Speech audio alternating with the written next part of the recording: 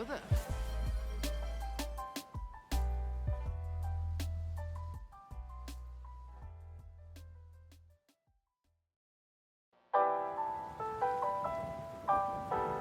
Liftoff of mission 41D, the first flight of the orbital Discovery, and the shuttle has cleared the tower.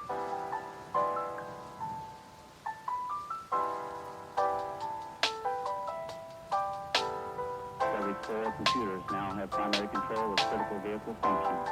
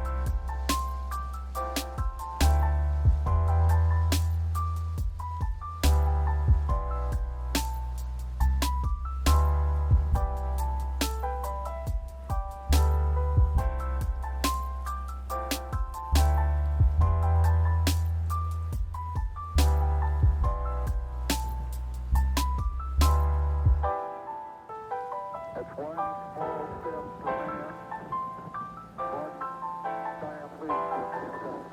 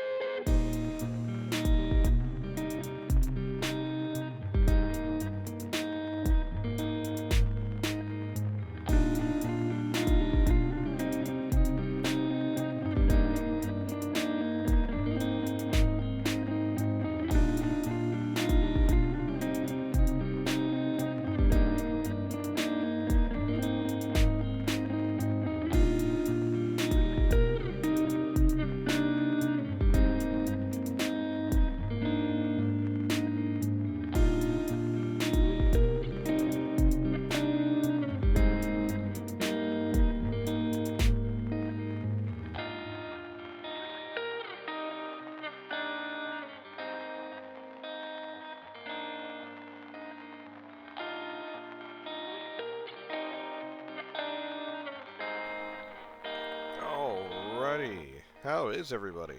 Turn that down just a little bit so that way I'm not blowing my own ears out or everyone else's ears trying to talk over that noise. Whew. It is wonderful that it's Monday once again. I know most people hate Mondays. I kind of hate them too, but at the same time I feel rather good about today, mostly because of like everything that I've been able to get done. And, you know, I've been able to put in a lot of work in regards to getting edits done, getting recordings done, and so on. So, but yeah, as I mentioned, I feel like that I'm like 95% done with the mega review in regards to pretty much just getting everything done. I've got alerts set up and ready for the most part. I might add more to them, and also I've got some of the videos will be pre-recorded, or some parts of the review will be pre-recorded, just so that way I can kind of like give my voice a break. But other ones I will be doing live and like actually talking. You made the alert too quiet. I did not make the FBI open up alert too quiet.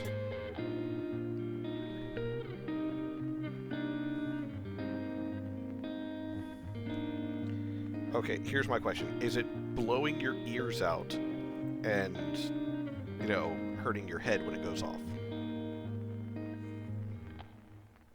Then it's the right volume.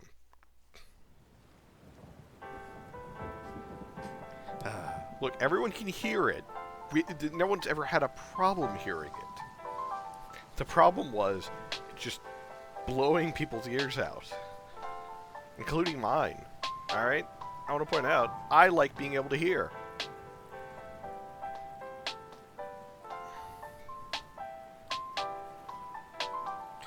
Oh boy.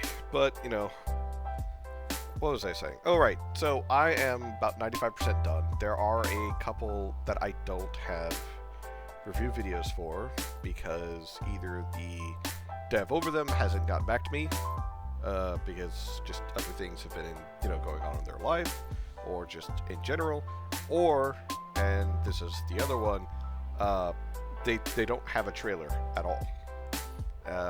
So it's just as simple as that. So there are some that I am working on doing the trailer for, so that way, you know, there's a trailer for them and so on. Hey, BG. We get past that battle yet? The long-ass boss rush one that we did last time?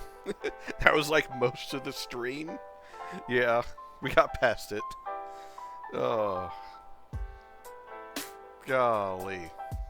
I'd forgotten about that, honestly. Thanks for reminding me. So, here's 3 one-on-one battles that are going to take a long while. The pattern is attack, attack, super attack. Good luck, fucko. So, you know, it's really good that I made sure, like, each of them had a healing spell, like, long before, and I actually kind of, like, leveled it up some. Then, you know, screw using all the other magics out there. But yeah, BG, we're just, I was just talking about how I've gotten about 95% done in regards to the mega review I plan on having next week. That means on 9/15/25, so September 15th, 2025, I will be doing the mega review. It will be going for charity, so any revenue I make from the stream whatsoever is going to go straight to charity, and also there will be a charity donation link for people to use on that stream as well. That being said, some of the reviews are pre-recorded, so that way I can give my voice a break between things, but some of them are not, and I will be reading them live, or, you know, going through them live. And then, let me think, what else? There are some that I don't have, I don't have a trailer for because they did not provide one, or the site that they have does not have one available for me to essentially pull from. So we'll cross those bridges when we get to it, but pretty much I have one last trailer to kind of like stitch together on my own, and then from there I've got Plexi. I need Plexis. That's pretty much it, I think. Hold on. 1, 2, 3, 4, 5, 6, 7. Yeah, I think it's Plexi. I'm missing Plexis, and then the one that I still need to work on. So I did that one, I did that one, I did that one, did that one, did that one, did that one, did that one, did that one. Yeah, okay. So yeah, it's Plexis. Because the ones that are going to be going into the dishonorable mentions category don't get... They get their own section, so I don't fully count them. So we'll see how everything goes, because there are some games that are going to be the dishonorable mentions. It's unfortunate, but it just simply is what it is. So let's see. Where is my game? Where is my game? There is my game. Why is my game not running? Because I did not hit enter. That is why my game is not running. So let's pause that, pop that open, pop this over, and then pop that over. There we go. But hey, BG, how's it treating you? I hope everything's going well.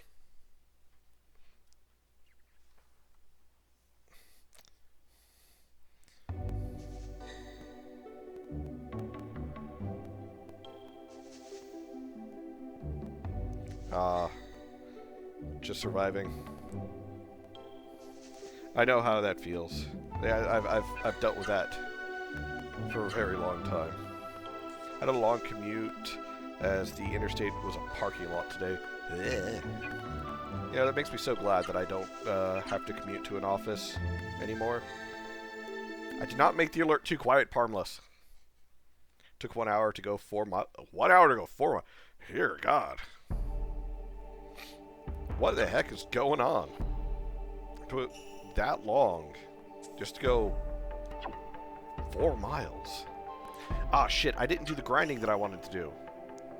I've been so busy, I didn't grind for that relic thing that I wanted. Oh, piddles.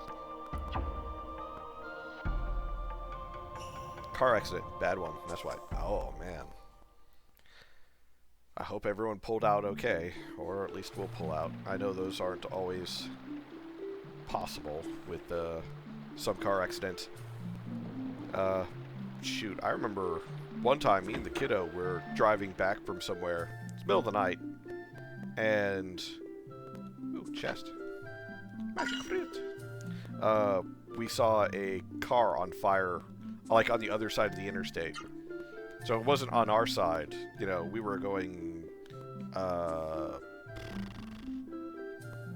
southbound, and the northbound side of the interstate, there was a car just full on ablazing, and it was like a good, you know, I want to say 200 feet between us and that car, because, like, you know, it's over the other side of the medium, and then, you know, so on.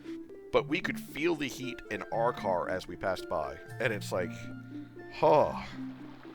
I hope the people that were in that, you know, are okay, but like when you see stuff like that, either as it's happening or just the after,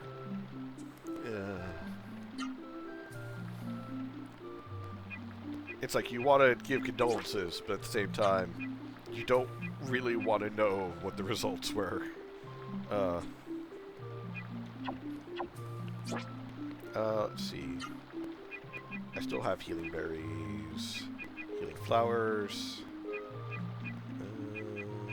magic fruit, olive shoes. Oh, that's right.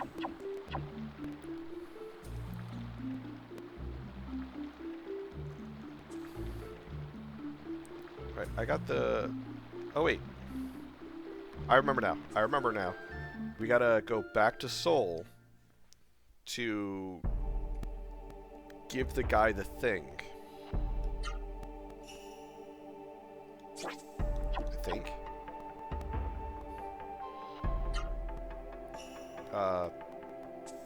We could go back to Seoul to give the guy the thing, or we can go north to whatever the fuck's over there.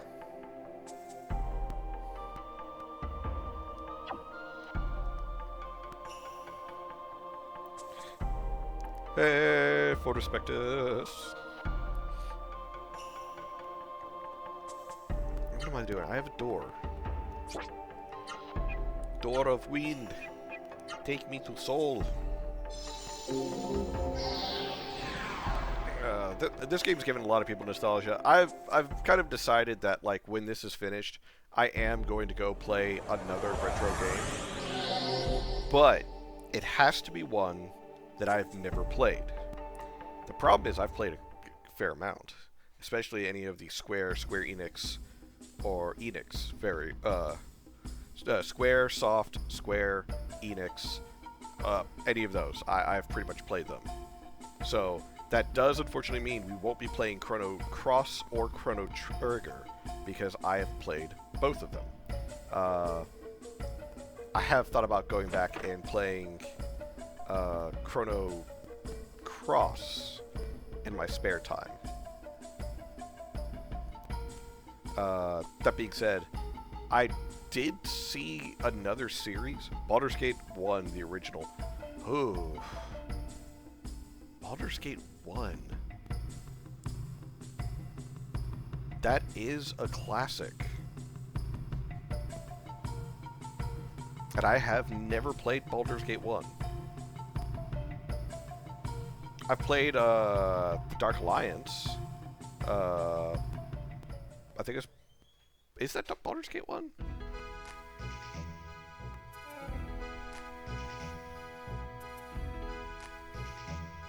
What is it? What do you want from me? I want to kick your ass. Look at this music. Sheet music. Sorry. I don't know if you want to play it. It doesn't concern me.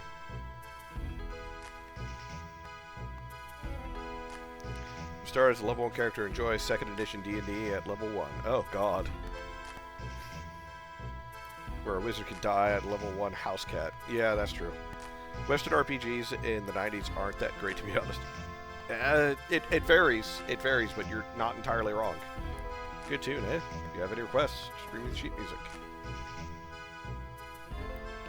There were some 90s RPGs out there that came from outside of Japan that were actually pretty decent. But the series I was looking at is called Ys, I believe it is. It's YS. Ys. I don't know if the games are all connected or something, but apparently it's a very long-running series. So I thought about maybe giving it a try. Someone went too crazy with 3D and ended up being, ugh. Yeah. Ys, Falcom game. Trail's better. They're not connected. Can all hop in whenever. Oh, that's great. The Trail series. It's just so simple. Well, are you going to play it or not? Alright, I'll play it. Jeez, what a patient young girl.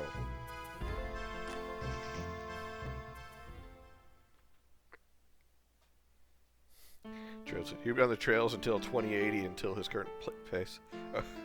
Look, I can't help that my current pace is not great. You know, I have a day job, and I'm a part-time streamer. I want to point that out. That's part of the name.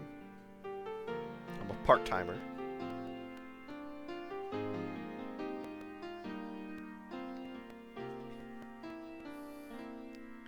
Kara.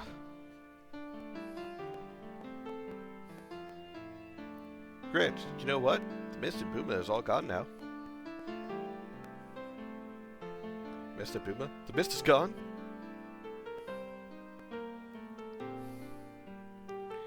I still should finish Cold Steel 4.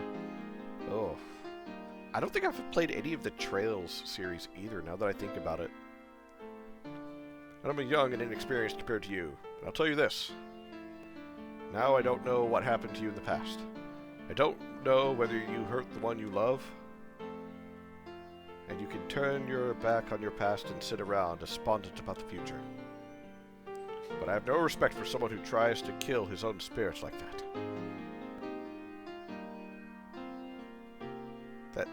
That's all. Kara. That's right, Kara loves you, and she wants you to remember that love. Kara said that whatever happens, that love will always be true. Kara said that? I remember now that the melody she was playing on my flute the first time I saw her came down to the surface following that melody. That's when I found Kara. She was playing that flute. I know I'm a horrible man. I didn't take responsibility for the love I felt. Do you think she'll forgive me? Of course she will. Sorry, fellas. Guess I'm still depending too much on others. Now I realize that. Hey, Rythane! Welcome, welcome. I was only 12 years old when I played this game, and I just skipped most of the dialogue. You gotta read it, and you gotta be, like, super dramatic about it. That helps, like, 90% of the games that you play. And when you start being dramatic and sometimes just kind of, like, take the piss out of a scene. So it's like, imagine Grant's here, you know? He's always so Shatner with his lines. So, he doesn't know how to act. You know, like William Shatner. Oh, come on. I read the dialogue at 12. Yeah, BG, but we're nerds, okay? You taught me a lesson. Now that the mist is gone from Booma, I'm going to go to Booma on my own, 2 legs, and tell Kara. See, that's how you make it better. Tell her that it's never too late to change, as long as the desire to change is there. Maybe if I tell her that I'm grateful from the bottom of my loins. Heart. Should you play some of those 90s FMV PC games? Oh boy. We're talking like, what was one, like Murder House or something? You can see lovely acting. Most of them got down on their luck actors to do the lines. Well, yeah, that's what you're supposed to do.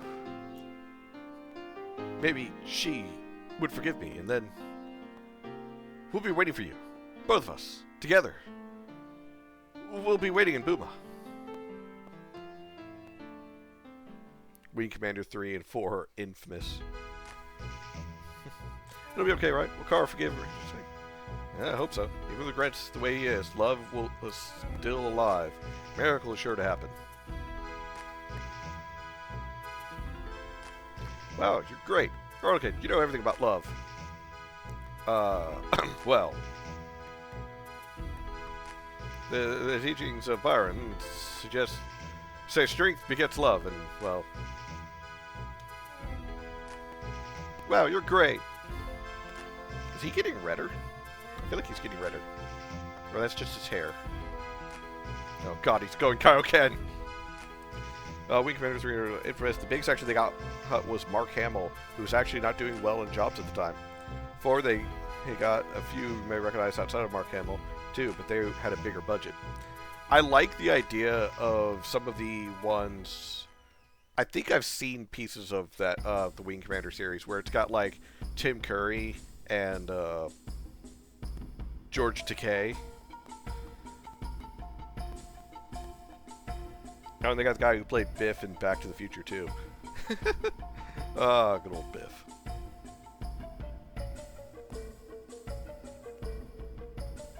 Where the fuck's the exit? Here we go.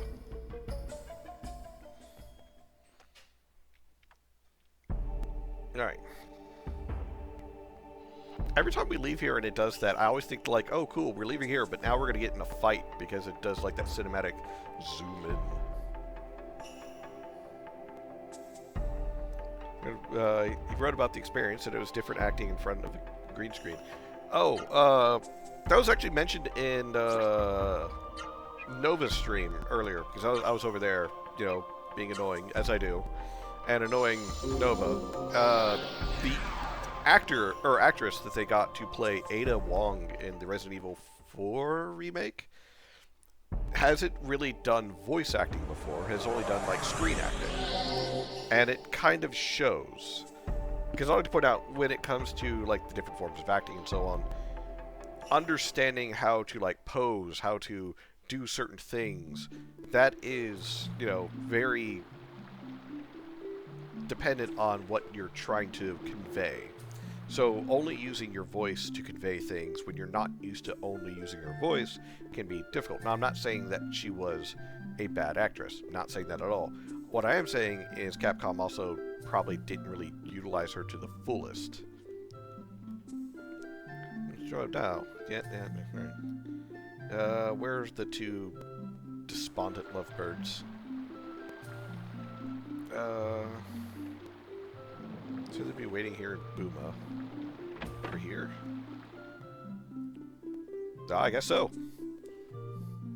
But yeah, the idea of you're used to screen acting and now you're having to only use your voice to act, and the lines that they're giving you and the descriptor that they're giving you of the character really impacts how well you do it. So that's also the reason why in some of the earlier RPGs out there where we finally did start getting voice acting in games, they were, well, to say the least, lackluster in some regards. Kara, I'm so sorry, Kara. Sorry, right, Grant. Now that you're at my side, everything is all right. Aw, this is a sweet moment. Fucking Noah, you messed it up. It's me, Noah, I'm here. Kara, great. So you made up, huh?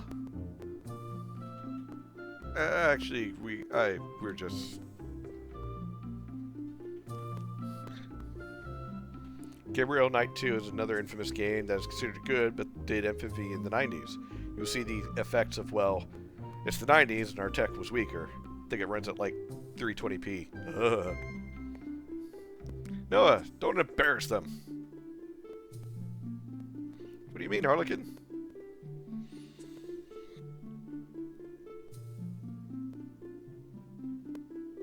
If you don't mind, I'd like to hear what happened. I don't mind. Why don't you tell them, Grant? They're going to put up with this for long enough so that way they can kick us out and then start making love on the rug, which honestly I don't blame them. There's been a dry spell that's going on between these two, and you know, it's time to fan some flames, if you catch what I mean. I was torn between my love for Kara and sword-in-law. It was then that Zora, the master of the floating castle, appeared to me. Zora said she would give Kara Sarah wings if I helped her. Like a fool, I believed her and stole this town's raw Saru eggs. There were 3 eggs. I gave 2 to Zora. The remaining egg I gave to Kara.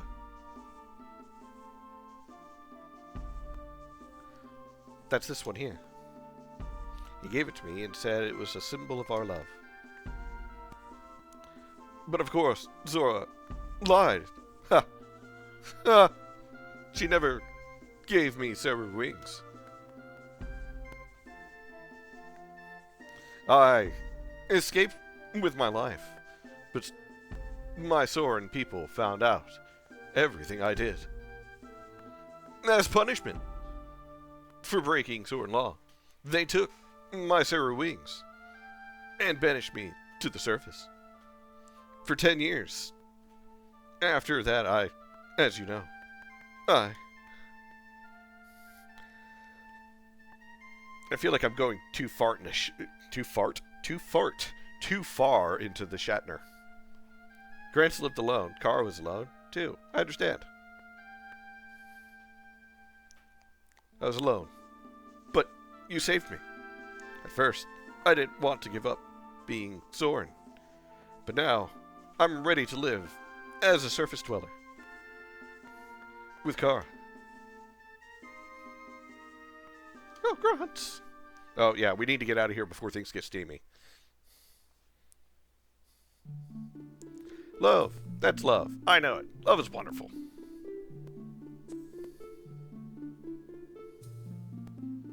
I hate to interrupt, but we have to see the sword. Can you help us? All right then. Here. I give you this. Sword and flute. This is a flute. The sword used to call for help. A surface dweller has no use for it. If you want to meet the Soren, go to the summit of Mount Dinny and play this flute. The Soren will think you're a Soren and fly right over to you. Ha! Ha! Ha! Yeah, see, Verticeptus, I don't know why you skip the dialogue. This is great when you do it this way. Because it just makes them sound so silly. Also, I want to give this back to you. A light egg. This can't help me anymore. Hooray! Grants and Carr are good people after all. I love you both.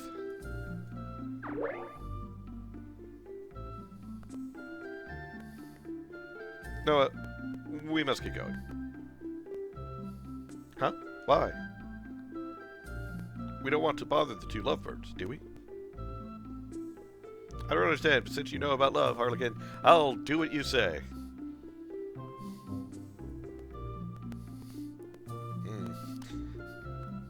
Yeah, let's get out of here before the house starts a-rocking. Because when the house starts rocking, you don't go knocking. Alright. What can I do with the light egg? Not a damn thing, it seems. Oh, increases defense against light powers. Ooh. Well, at least I know where I need to go next.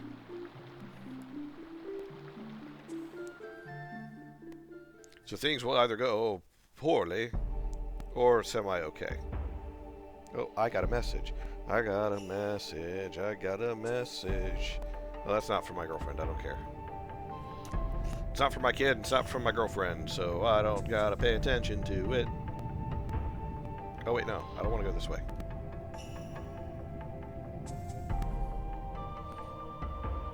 Oh! Forticeptus! Are you still awake? Are you still conscious? I know you said that you normally take naps after work, which honestly I don't blame you. Naps are great. Like, if anyone says otherwise, they are obviously lying. Unfortunately, I can't really take naps because of my brain and how I work. But, oh, you're still here. Great.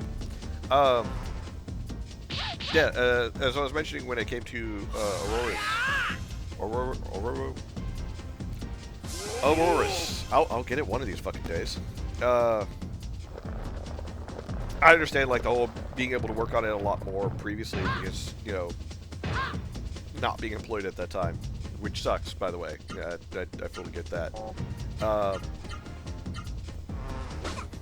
Aurorees. Aurorees? Rees? Why Rees? No, hold on, it's O-R-O-R-I-S.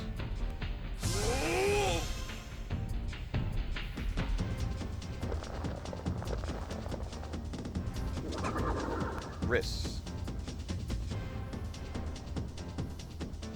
Okay, I thought I was right. Riss. Alright. Beat the fuck out of that one. Oh, it got that one, so let's just nuke them.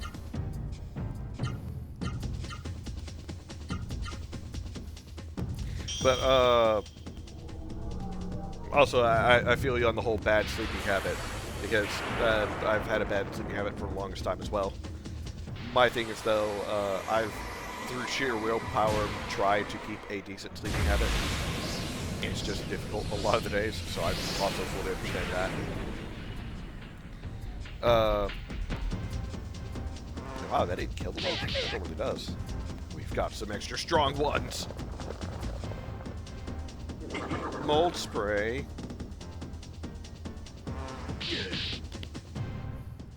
Let's see, what was I using? Oh yeah, there we go. It was about the cost of the items and the differences between the battle res and the field res.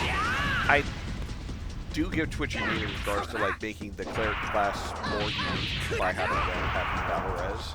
That just, you know, it's a skill or is a magic that they can cast. And I'm not disagreeing with having them have that. I'm more of disagreeing with the idea of if we're going to have a battle one or battle res,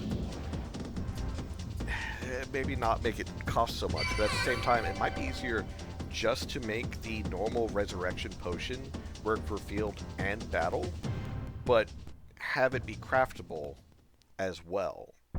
So that way, yes, it becomes more available for people who don't choose to be a cleric or choose to have the cleric subclass, or not subclass, cleric NPC help them. But you can also make it relatively cheaper for the cleric to cast the resurrection spell.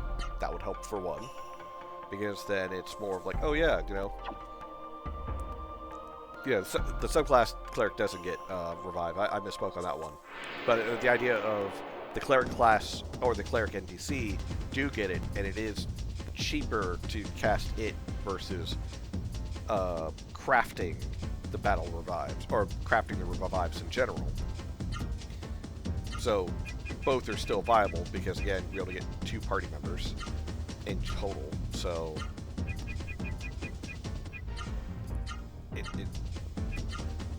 I guess the other option, or the other thing you should do then, in order to make the cleric class more viable or more attractive, is then to turn around and make it have something unique that it can do versus everyone else. Maybe give it a party heal / revive, like an oh shit button. It's like, oh yeah, you know, once per battle you can res your NPC buddy and fully heal both yourself and your NPC buddy, but it's once per battle.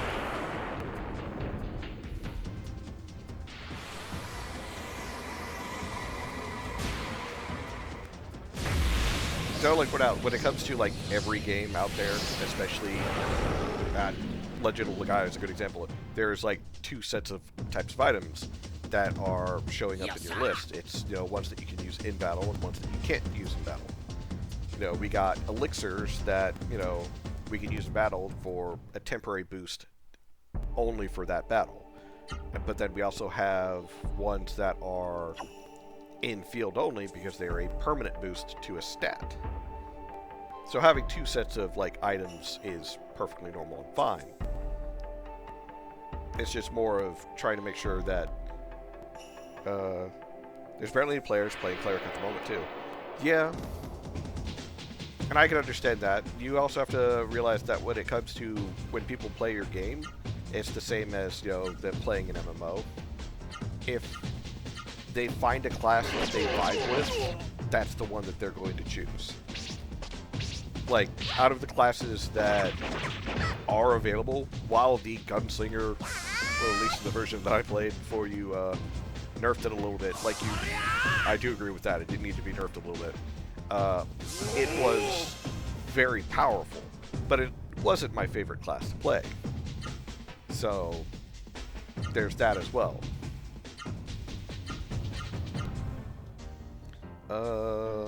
What did I do with my... Yo.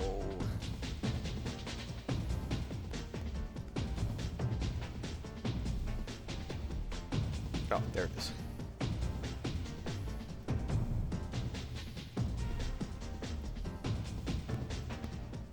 Let's see, for her, we've got... let's do...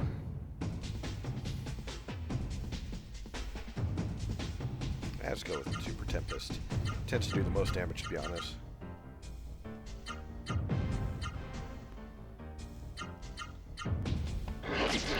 Did you look up guide for Hurricane Kick?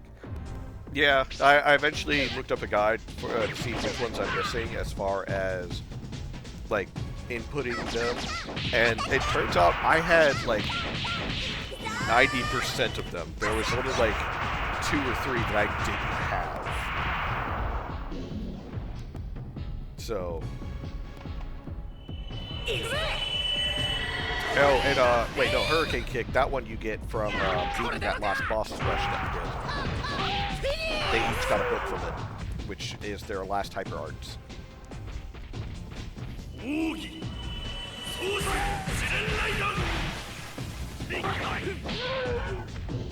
Fucking kicked him in the jaw, wow.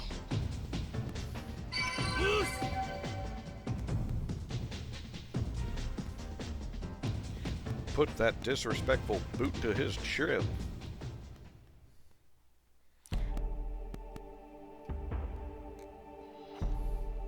Originally, the fighter class was supposed to be like this in the game.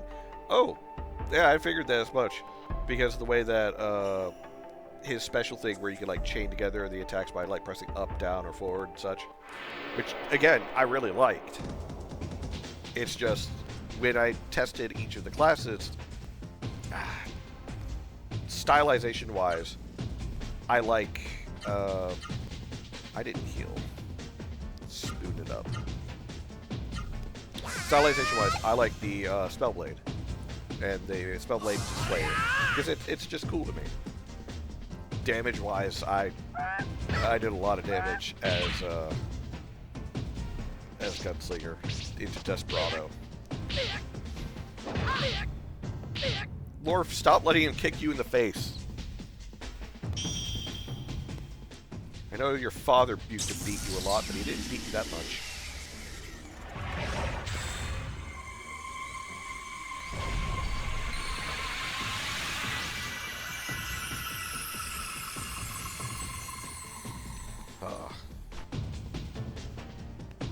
But yeah, I feel like if you make the other classes, I guess the best way to put it is to feel like that they are just as viable when it comes to the output of damage. They don't have to put out the same amount of damage as, say, Gunslinger or, you know, the Mage class or anything like that. They just have to put out enough damage to where it feels like it's worth playing as them.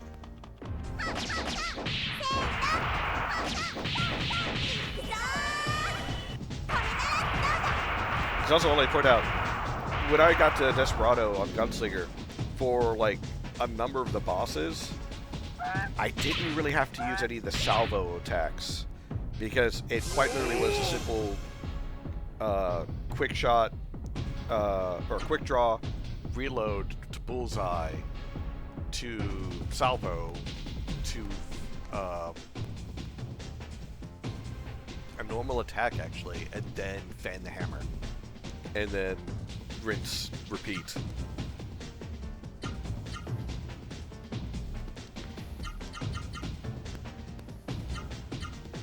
Oh, it's not enough for that.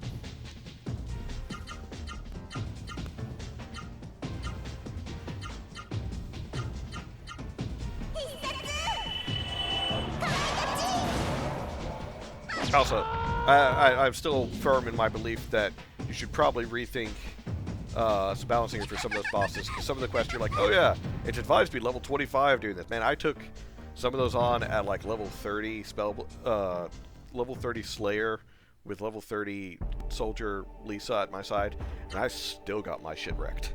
So, Lorf, spoon. Yeah, I'll be fine. Generally, though, Gunslinger is actually pretty squishy. It's just that she does too much damage. I mean, she's designed to be a boss killer, but yeah. There's nothing wrong with that. I want to point that out. Writing carved into the door of the gate. Mount Dini, sacred land of the sword. None may climb Mount Dini without the mark of the sword. Torn flute inside the satchel suddenly begin to shine. Birdman Gate. It's over those with the mark of the sword. I feel like I should have saved first. But yeah, there's nothing wrong with the character being squishy, but, you know, outputting a lot of damage. And like I said, I found a good combo with using her in the Soldier. It's just, comparatively, when dealing with even just trash mobs, not just boss mobs, it was far easier to deal with them as the gunslinger versus as the slayer or as the archer. The archer also did put out good damage. I want to point that out. But the gunslinger, scary. But like I said, you've nerfed it a little bit, which is good, because that helps balance things out. But I would definitely... An iota? Oh, I got an iota of my mind to give you, you four-legged fucker.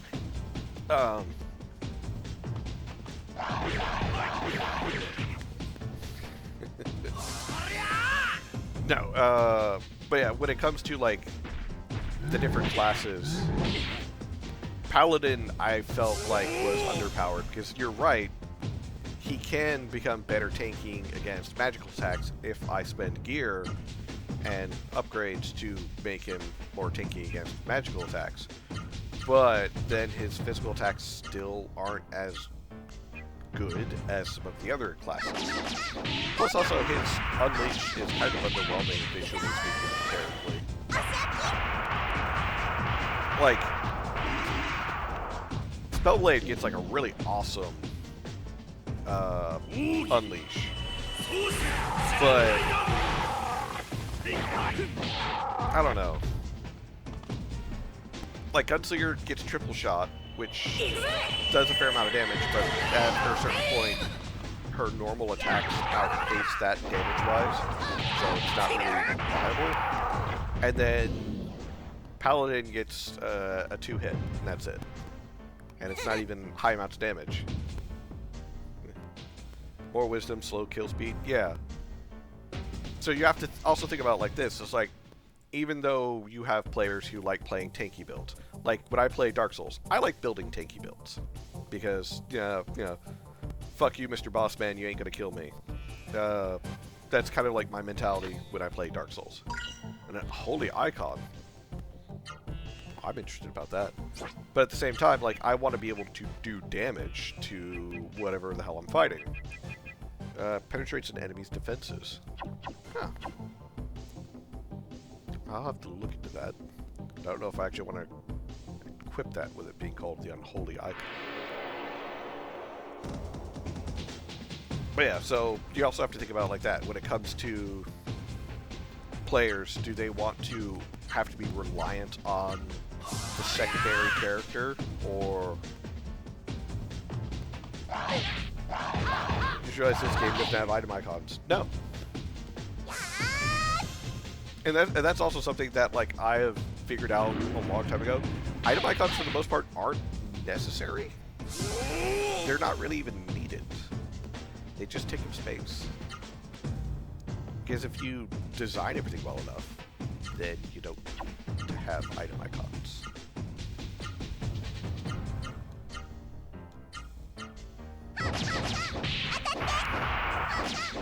Bro, your people would be mad if you didn't get those item icons. Yeah, but at the same time, that's because they're expecting it. And I want to point this out, and I mentioned this also when I was playing Tower Song. When it comes to the visual representation as to what you see on the screen, causing a subconscious expectation of what is happening or what is going to happen. Tower Song had really flashy, great animations for when attacks and abilities were going off. But it also, well, let's face it, the PNGs that stood there and took the hits didn't do anything after being damaged a certain amount, which made them feel underwhelming at times, considering they put all that time and effort into those animations for the attacks and so on. Why do these PNGs do nothing when they're low on health or they're in a special state? So it's that level of expectation, and you have to essentially balance what people are expecting versus what is feasible. It was totally feasible to have the characters or the art to swap out to other pieces of art at, say, like 50% health, or even 30% health. But it didn't, so it felt kind of like a letdown.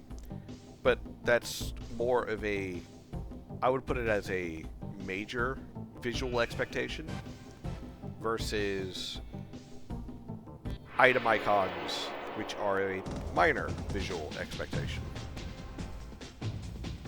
And also you have to think about like the rest of the interface, everything else that's going on here. Item icons here would just get in the way, so there's no need for them. So don't put them in. Here you do have item icons, but it's for the spells, and it makes sense because that way it's a quick look at, oh hey, this one's light, this one's fire. So that's the whole reason why you look at it. So the game has the icons, it uses them where it's necessary. It's like, I want to quick go for a fire spell. I'm not going to stop and look and read each individual one. I'm going to look at the icon. It's like, oh, yep, that's a fire spell. I'm going to go do that one.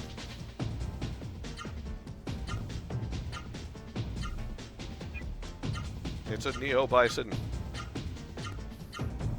I thought he was just the secret character in Street Fighter. Elemental, yeah.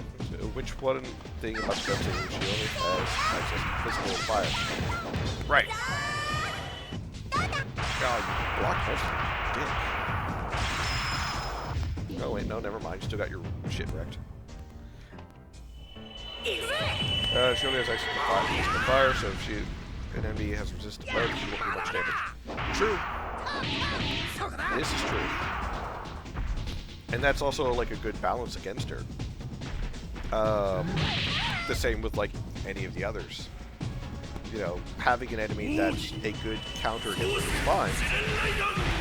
It's just how often you run into it. Is it at major roadblocks? Does it kill the flow of the game when you run into them because they are like set battles, or are they random encounters that could possibly slow down the game because the area is just infested with this one type of creature that can utterly wreck your shit.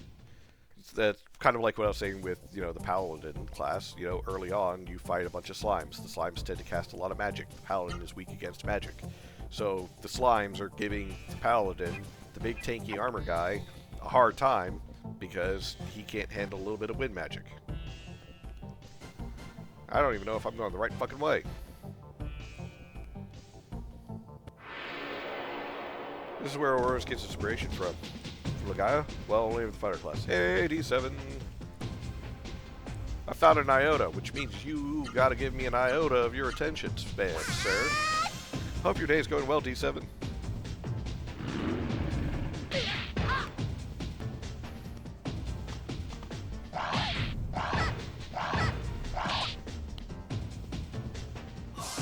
I don't know, comparatively to when I first played and reviewed Horus, and where I've gotten to at the moment, it's definitely improved a fair amount. Like, I will not deny that. It's definitely improved a fair amount from when I first played it to now. My only concern is just the idea that there will be mechanics that dissuade players from playing. Ian lost. Oh yeah, no, you're right. I should probably like get this to like a command where you guys can turn that on every now and then.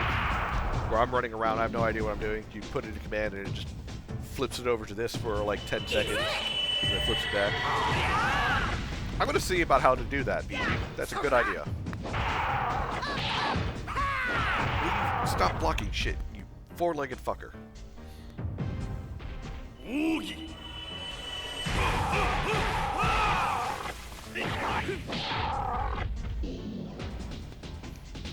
Power can kick the dog.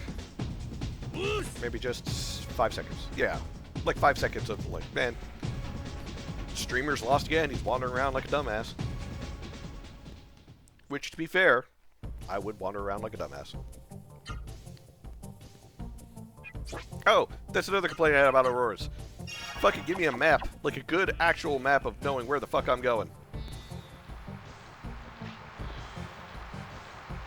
Okay, I think I'm supposed to go this way, so I'm gonna go back and explore the rest. I'm sure there's too many things in the game.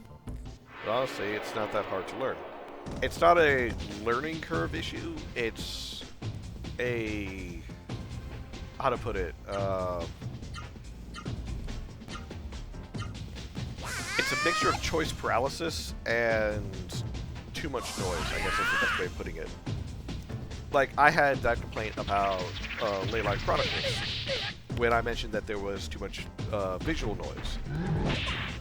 Now, I still think Legaia Chronicles is a good game, but it took me a good while to get acclimated to the amount of visual noise that happened whenever you did, like, a major attack or something. Or you got, like, a really good combo going. So... Oh, did I never take that one artifact to get back on, Noah? I think that. So that's just kind of like more of a concern that I was with Aurora's. It has a lot of stuff, which is good, but it also, at the same time, sometimes it feels like it has a lot of stuff. And that can be a little overwhelming, especially when you first go out. You know, you go through the rigmarole of choosing your class. You might get 4 to 5 combats in, and then you're suddenly like, I don't like this class. It's just not vibing with me. And so you gotta start over and choose your class. And then if you choose your next class, and again, it feels like this shit ain't vibing with me, well then you don't really want to boot it up a third time to choose a new class. Unless it's really catching your attention and catching your desire to play.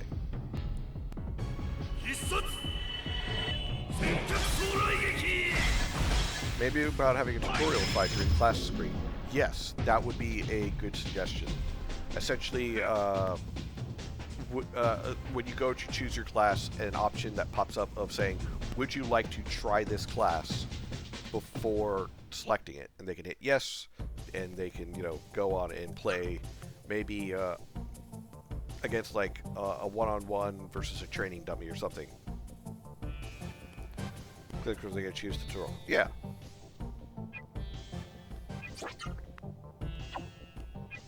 Oh yeah, I did take it off of her. Let's give that back to her. Life Grail.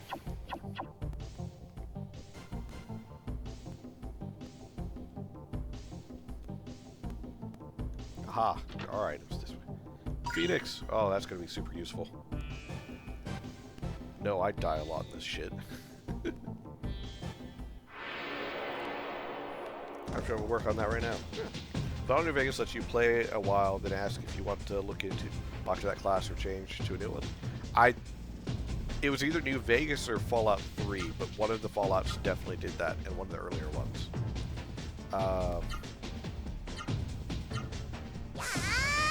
I think it was New Vegas. Like, you got a couple of tutorial missions, or at least one tutorial mission you can go through, and then when you're finished with that mission and you're leaving Good Springs, it prompted you again, like, oh hey, are you sure you want to go with this setup? Do you want to change it real quick?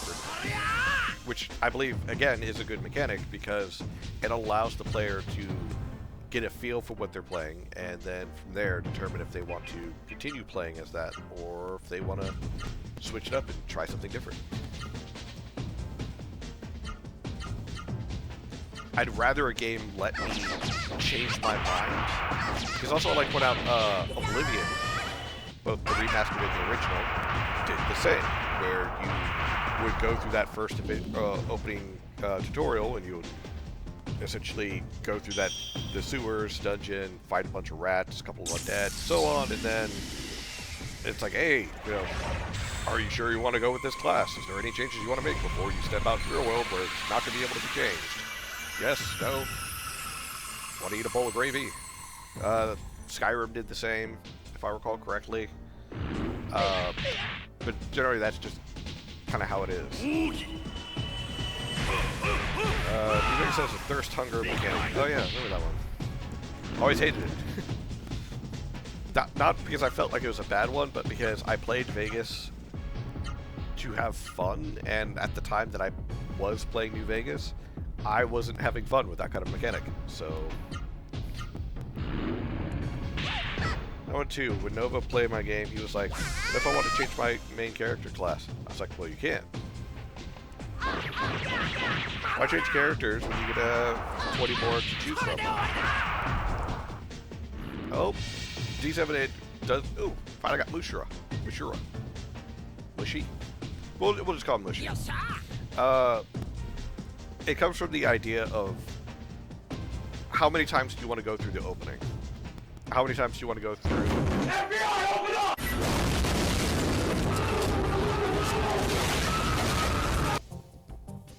Yeah, I turned that volume down to like 50%. And it's still fucking loud. Oh, I guess nothing's here other than oh, I see. It's this path is here to tempt you of like, oh look, you missed a treasure back there.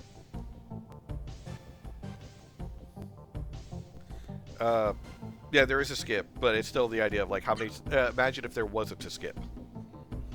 How many times would you want to go through the opening of loading up, choosing your character, testing it out, and then being like, nah, I don't want this one. How many times do you want to like, reload over and over again? And it's pretty much that idea. Ads, you're not.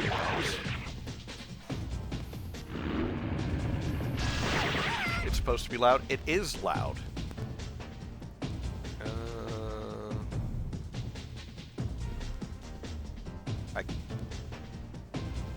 Oh, there it is.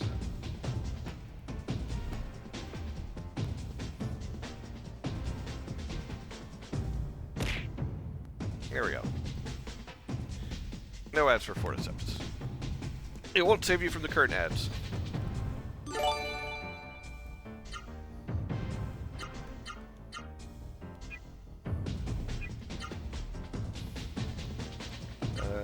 Also... Ow. Yeah. I agree. It's supposed to be loud. But like last stream, Harlequin brought up a good point, and because I actually have my audio reduced, like in my ears, down to like 10% of what you guys actually hear. I was off stream one time and I tested it, and I had it at normal volume, and I was like, oh wow, god, no, that is loud as shit. Never mind, we're turning that back down.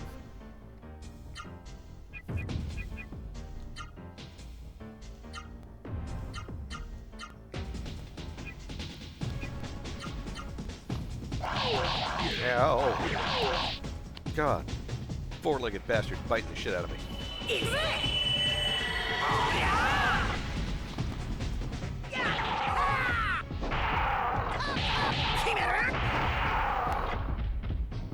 Damn it. They can kill it.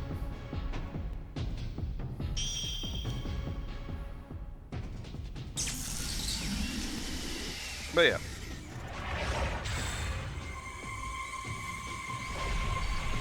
So I feel like when it comes to the whole idea of just trying different classes to figure out which one I want to try, a tutorial for trying them out first would be a lot better. Or even... No, at the same time, I don't like the idea of like being able to change out the class. Like, I do, because I've kind of gotten spoiled on some games where you can. I feel like it is good that you are essentially locked into the class that you chose. Like, you chose this class, you're stuck in it. I like that. At the same time, though, I like being able to change between classes. But that's a lot of work. That's a lot. Because if you're someone like me, you'll end up playing one class to max, and then 1 second, peppercorn. Blech. You end up playing one class to max, and then you'll turn around and be like, okay, I can either A, progress through the story, or B, swap over to this other class and start, leveling up that class. The story can wait just a little bit longer, and then I'll go and start leveling up the other classes, and then next thing I know, I've got pretty much every class at max level, and then I'm now over-leveled for the rest of the game. So, locking you into one class is probably a good idea. Yeah, Coach told me it's better for a player to stick to with their choice. Yeah. Then you'll be so powerful, the final boss cries for mommy. Yeah. And it's kind of that. It's like, at what point do I become so overpowered that it's just not fun anymore? And if that becomes the case, then I don't want to play. Which, unfortunately, for Deceptus, I've not gotten to the point it's like, it's not fun to play anymore. It's more of like, I have burned out on Auroras at the moment because of how much I did play it. Not only just to like grab screenshots or grab some footage pieces, but also some other stuff. Because I wanted a more comprehensive, like, written review for the mega review. I honestly don't think I have the spoons to boot it up again at the moment. So, and again, I don't think it's a bad game. I believe it's just got some rough parts that need to be, hammered out. What do I want to go with? I want to go with... I'm going for this one. Oh, I do. Just enough for it. Oh, that's yours. So you're fine.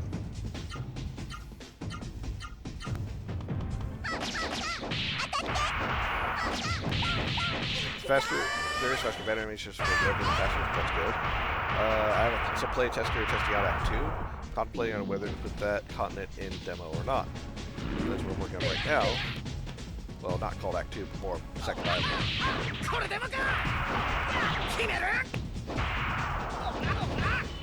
Here we go, super arts. Rolling combo. It gets blocked. Wow. Every bit of it got blocked. Bullshit. Yeah, Harlequin, go give me the backhand justice.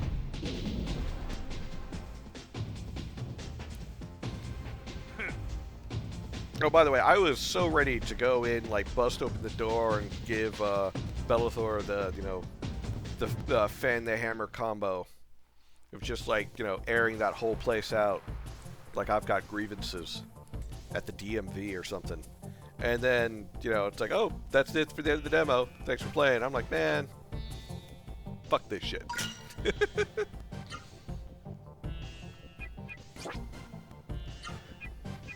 So now I have another one of just nullify all of the bad stuff. I feel like that's a good trade out for this one. Yeah, her damage goes down a little bit. But now I don't have to worry about her getting status effects.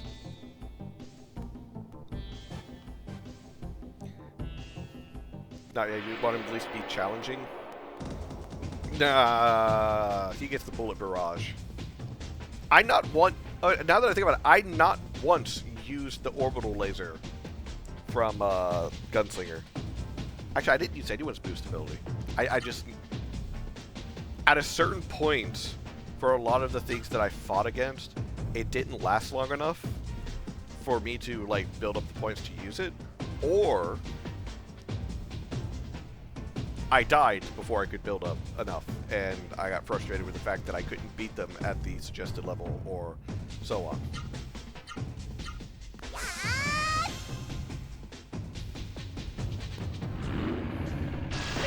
Yeah, oh.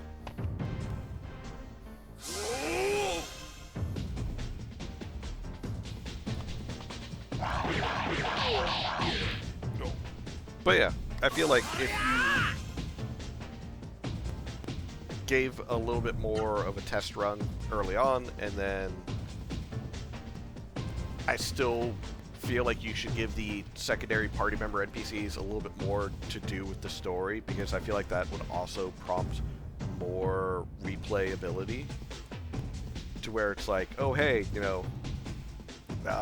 Lisa, her adventure continues on throughout it, to where at certain story beats, if she's in the party with you, she maybe has extra dialogue, or she contributes to the story in some fashion, or it better links her story with, you know, what's going on, or any of the other ones. Which, by the way, I'm going to point out,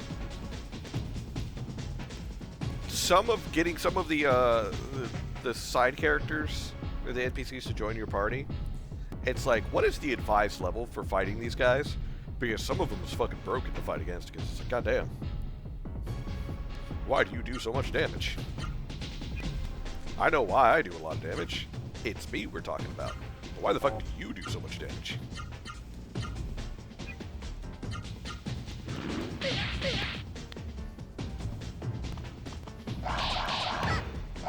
It's a good thing, I guess, but some classes can use ultis better than others. Or easier than others. That makes sense. God. Lorf, you're just getting blocked left and right.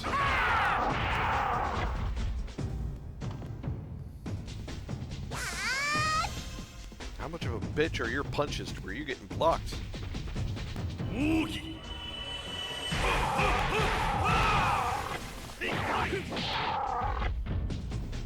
Alright, I got Iota. Ozma acquired the power of Iota. I've got one iota of a brain to give you, you motherfucker. Fighter shoots me up on the next update. Okay. And that's the thing, it's like, I'm pretty sure, like, I've probably made one or two people mad in my now year of doing game reviews for RPG Maker stuff. And in general, but, you know, it is what it is. 90% of the time, if you ask for feedback in regards to your game, like, oh hey, what could I do to improve this? I will tell you. And I will try to be as honest and accurate as possible. Purely because, one, I want to see your projects do better, and two, I come from a background of, like, someone who's fucking addicted to video games in some regards, but also I have a background in a lot of storytelling and writing as well as design for mechanics. I'm actually rather decent at writing out and figuring out math crunching mechanics for a lot of things. It's a fun thing that I like doing. So if you end up asking me, hey, can you play my game? And I end up saying, yeah, it was okay, but you should see about balancing these things out, and then you get pissed at me, that's on you. But at the same time, understand, the reason I'm saying you probably should balance something out is because either A, I have found a way of fucking breaking it to the point that it is just killing the fun, or I have something that I can compare it to that is equal in value, that's like, hey, no, there's something actually wrong with this, you need to fix this. Oh, I got the Iota thing. Oh, wait, no. Oh, I did my whole command thing. Oh, wait, no, Harlequin got the Iota. So, I'm gonna save that. Oh, cool.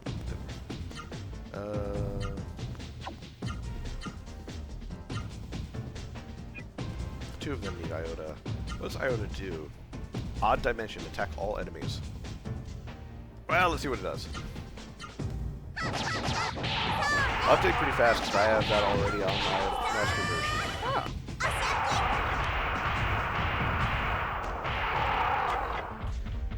But yeah, it's something I've noticed is that sometimes in general, like, I will get a message somewhere, it's like, hey, Ian, what do you think about this mechanic? And it's often for, well, a number of things. In one case, Dungeons and Dragons. Because like I said, I've got like 13, oh god, I'm supposed to be 15 now, I think, years of experience when it comes to Dungeons and Dragons, writing for it, figuring out mechanics, making local monsters, etc., etc. And I have experience with multiple versions of it, so I know how the math works. I've mathed the math. So when people bring something forward to me, it's like, oh hey, what do you think about this item? And I look at it and I read through it and such. I'm like, hey, this thing is super broken. If you give it to your players, you're probably going to end up like either A, screwing yourselves over, or B, you're going to end up killing the fun for your players. And they're like, well, you don't know what the fuck you're talking about. It's like, no, you don't understand. I do know what I'm talking about. But, you know, if you are sitting there thinking, oh, hey, this magic item that I can give the players, it adds a random effect, and you show me a chart of an effect. Cool. I know which ones I'm going to go for. I'm going to use feats that give me rerolls so that way I can try and get the effect that I want to essentially just further fuck over your ability to fight me. Or other things like that. Is there a blue mage-like class? Oh wait, in Auroras or in Dungeons & Dragons? Dungeons & Dragons, there is homebrew ones. There's a Final Fantasy 14 tabletop, now that I think about it, that I've been wanting. Mostly because I just want it, and I believe Blue Mage is in there. I gotta go find that now.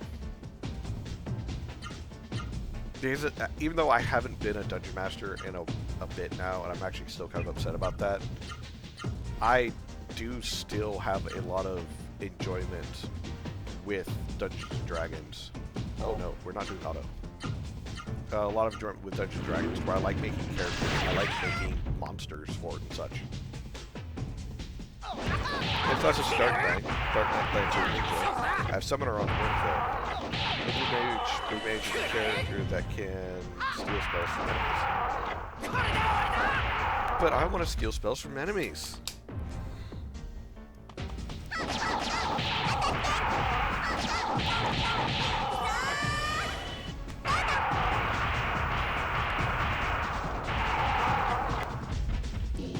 Damn it, still didn't give her the ability.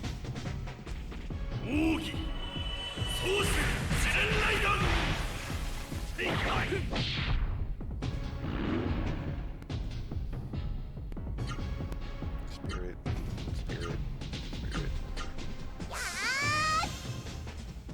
Takes you 1 week to make class, sprites, animations, etc. I mean, that's pretty good, though.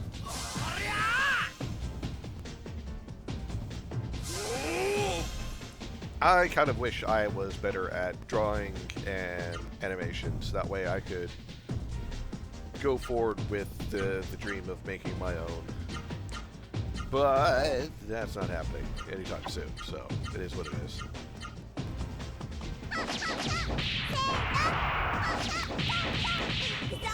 Like, there's still, what's an example? So, I mentioned in one of my past reviews, as well as a number of times on the stream, that after a while of looking at a lot of hobbyist games in the RPG Maker community, ranging from, oh, I'm doing this as something to keep my mind sharp and just kind of polish skills up, to, hey, I'm seriously buckling down to make something really good. Ooh, good luck, Bell. You notice a pattern of certain assets, primarily when it comes to plugins or art assets and so on. Decrease in counter rate. I don't want decrease in counter rate. Fuck that noise. And I immediately get into an encounter. Wow. So, case in point is there is a lot of RPG Maker games that use Ganfly's turn order plugin. And I know it's Ganfly's because just the way it looks on default and how it moves on default. So I know it's Ganfly's. There's also a lot that use anything from Ganfly, anything from Hime, anything from Galv.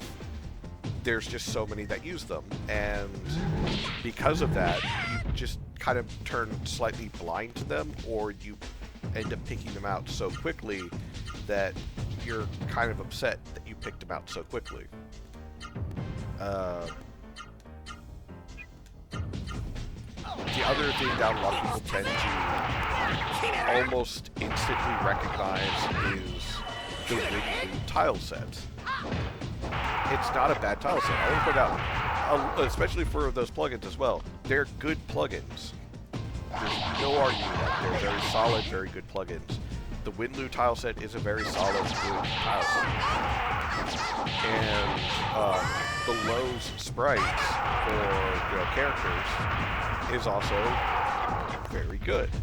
But because they're so good, and they're so readily available for everybody, they are also heavily used. So they become the more common see. Everyone turns a blind eye when they see RTP, games, but they don't. They just almost turn a blind eye as well when they see Winlu and Low, together.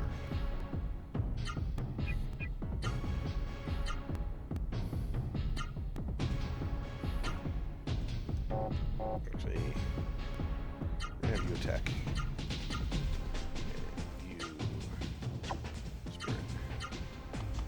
When do you go to Grim Low, SFSM, your RTP, Premium RTP? Prefer the FSM to Winloop. Oh. But, no, that's actually a good example, though, is that a lot of people use Winloop. So, eventually, Winloop's going to become the standard. And when Winloop becomes the standard, anything that's not that becomes unique. And that's kind of, because I'm newer in the community, like I'll admit I'm way less experienced or as known in the community, so I don't remember the early days of every game being made in RTP, because I wasn't here for that. But I was here for when certain plugins became more available. I wasn't streaming at the time, but I was here for when certain plugins became more available and people more liked them and so on. But everyone and their mama using FSM. Everyone and their mama is using Winlu and Low. It's as simple as that. That's the reason why also I loved Beloved Rapture so much, was because it was using a different sprite set. It was using a different tile set, a different visual aesthetic versus all the other ones that I had already played. And you have to think about that when you're designing your game, be it for hobby or for actual resale. And you're making it for making it for serious, making it for realsies. If the game that you're making is going to blend in with every other schlop game out there, then you're gonna be treated like you're making another schlop game. But if you use a tile set and something that's custom or stands out a bit more, then you get more eyes on it, and then people start giving it more of a chance. But that costs a lot more. Oh yes, but custom tile set that no one used like that costs a lot.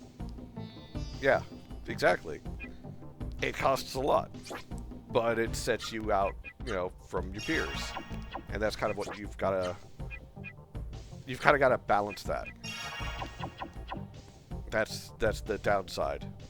If you don't find that balance, then, well, it sucks to be you. Lord Follican, look, the summit. Play the flute. Call to the Soren. There's no mist at the summit. Soren can fly here on their Seru wings.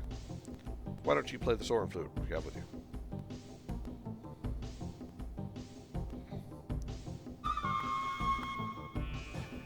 Huh. It's actually kind of decent at playing it. Oh, look, the sword. The sword are coming.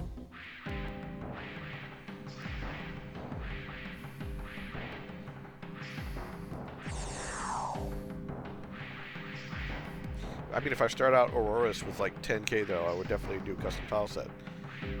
Hey, Kickstarter, crowdfund, man. But I don't want the game budget to cost too much. Also, that's perfectly fair. Working within your means is part of the fun.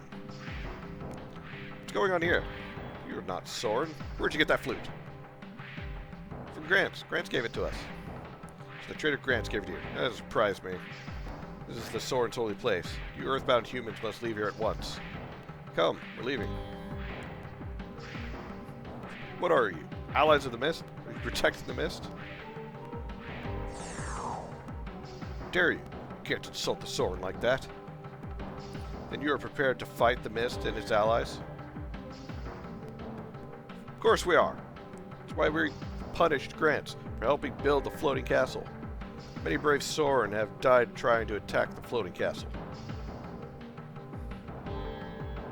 Then we should work together. We're on the same side. We revived the Genesis tree. The Mist is gone. Now we need the power of the Soren to destroy the Mist generator in the floating castle.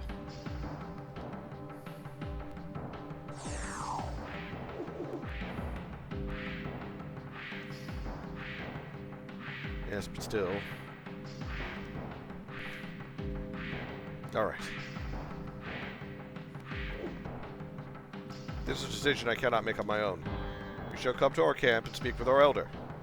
Is that agreeable? Yes. Good. I'm going to fly, so hold on tight. If you fall, you die. Carry them gently. Gently. Do you hear? I said gently.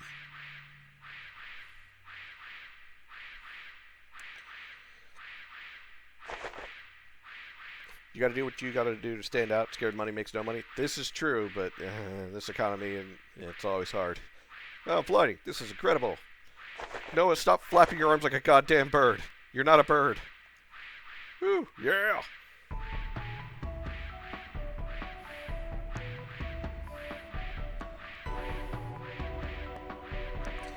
I mean, D7's right. You gotta do what you gotta do to stand out.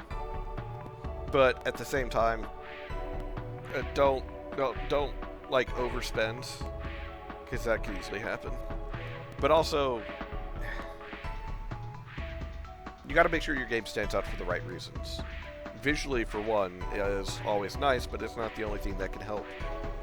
Making sure your game is coherent, cohesive, and essentially mechanically sound is always good. Tower Song was mechanically sound, but it lacked in some other spots. But it was still technically a good game because while it lacked in some spots, it was mechanically sound.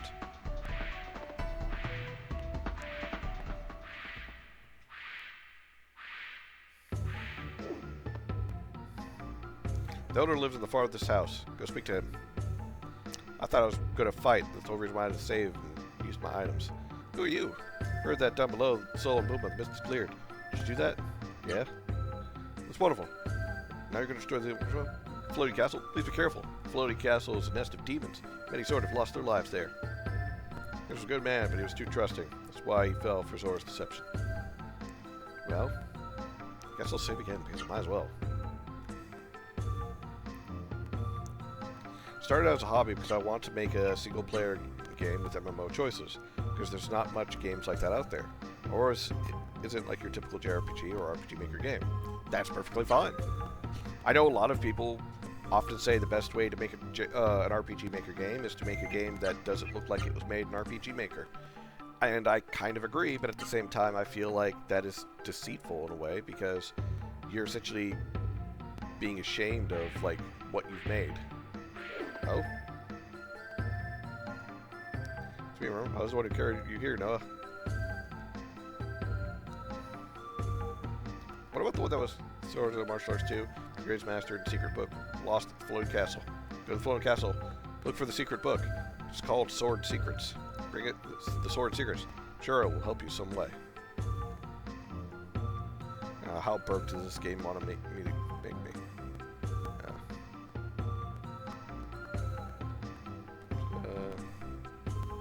Plenty of weapons, but no soldiers to use them. Healing fruit.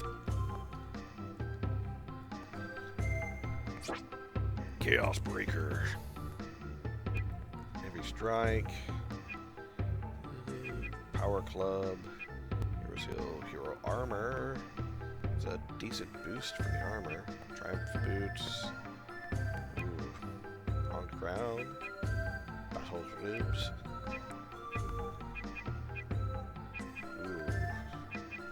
So I've got some decent upgrades that I could purchase.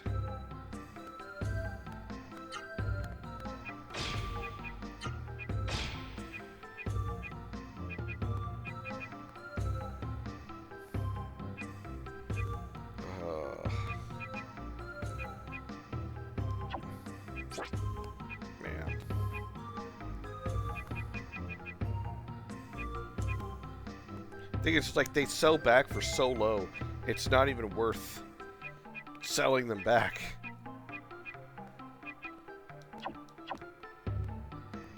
If I want to like try and buy another piece, I'd have to sell them all. Healing berries. Let's get 2 of these. 8, 5. 2 of these.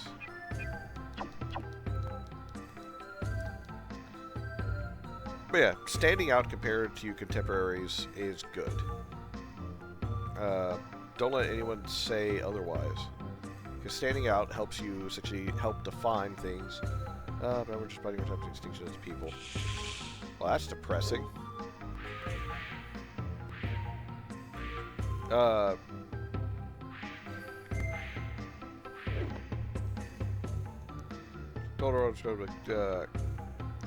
Croctides. That's what text. Okay. But yeah, make a game that stands out, but make sure it stands out because it's a good game. That's pretty much what I'm trying to say. Makes you friendly, but you can rely on when your chips are down. Quite stressed about his younger brother regrets the situation.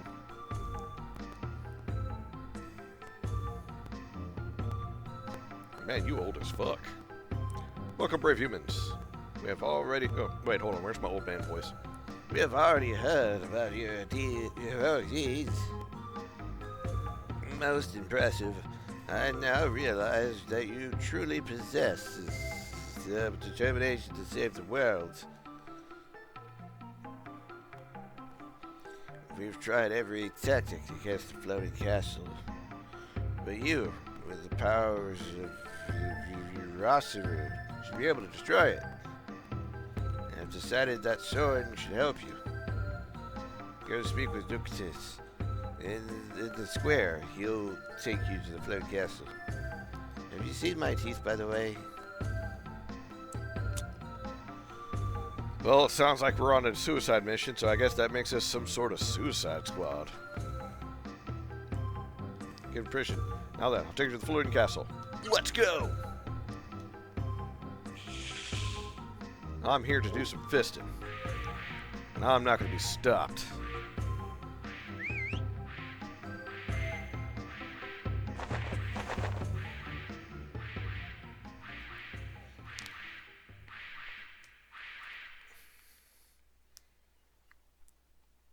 What was a game that stood out for the wrong reasons?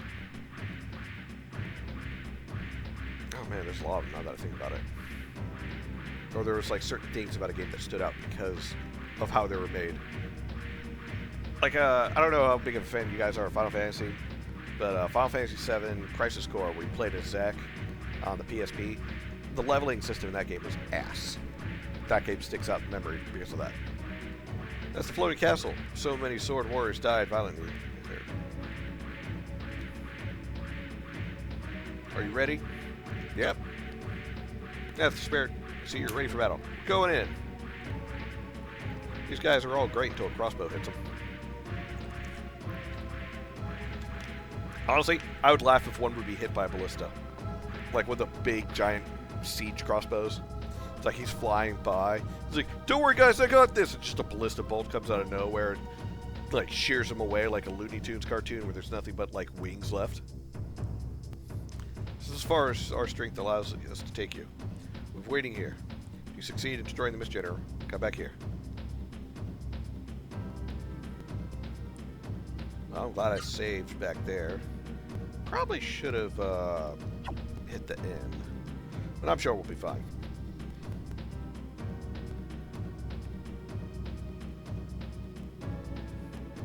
Let's go left. Let's go up. Oh, fuck, it's a maze inside. Oh god, there's a Bara.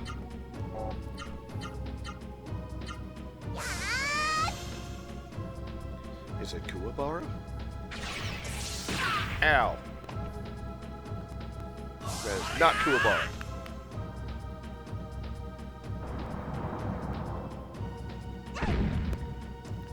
games. That is not your Urameshi.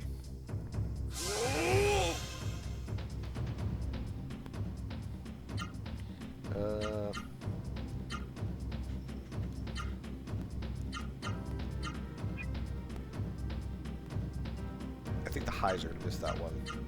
I guess we'll see.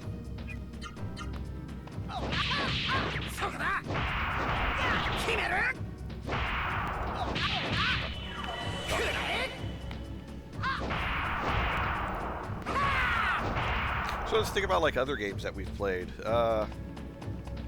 Not just RPG Maker games, but other games in general. Like, what games from your history of playing video games stands out to you, both good and bad, and why does that game stand out to you? What made that game stick in your memory? Oh wow, it just blocked most of those. That's a shame.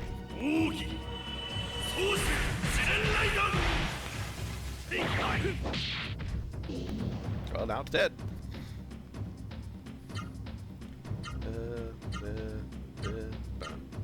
So, like I said, Final Fantasy VII, Crisis Core, where you play as that. The leveling system is ass. Anytime you want to level up anything, from your materia to your summons to Zack's level, you have to essentially play a slots machine, or it's one constantly going on in the background while you're in battle, and you have to get lucky in where something actually, lands on something that levels something up. It's a stupid system, and whoever made it, honestly, should be fired out of a cannon into the sun. But there were other parts of that game that were actually pretty good, such as, the graphics and cutscenes were pretty good. It tried adding to the story of Final Fantasy VII, which was good, but unfortunately it did it so poor piss of a job that, well, it created more plot holes than it filled. So it's like, okay, great. Never mind. I guess this is not good. But then you've got other games out there where they stick in your memory because of how iconic the story was. Chrono Trigger is what would be considered the stereotypic JRPG these days. Okay, yeah, this place is a fucking maze. I'm guessing I'm going the right way. Chrono Trigger is essentially your stereotypical JRPG. It helps set the standard. So you can kind of pretty much forgive it for that. It had other things going for it, but, it mostly is known for its very well-written story and its use of, combination techniques or combo attacks that your two characters or all three characters are able to use together. It is known for all of that.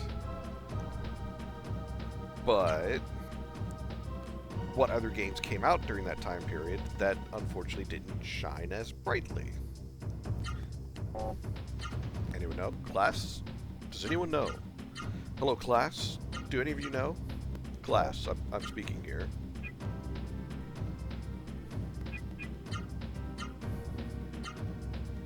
No. In all seriousness, oh, great. Damn it, Arlekin. In all seriousness, though, it does become hard to remember a lot of games from back then. But, I can only speak to the experience of games that I've played. I've played pretty much every Final Fantasy.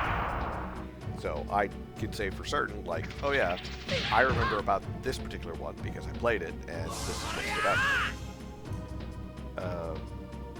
Star Ocean also had combo attacks and a lot of other stuff going for it, which was really good.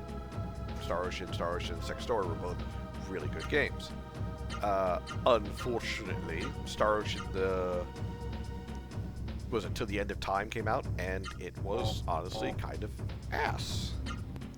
So, it was not as good.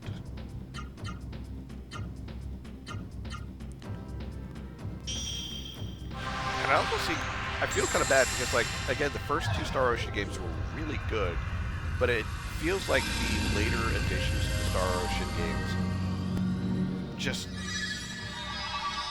kind of dropped the ball narratively.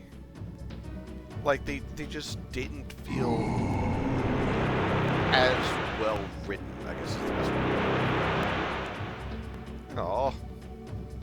why'd you freeze Lord? It's because you know he's gonna beat your ass. Okay,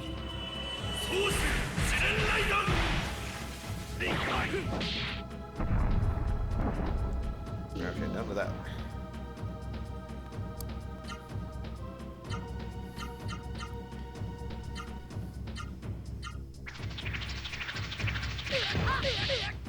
Let's see.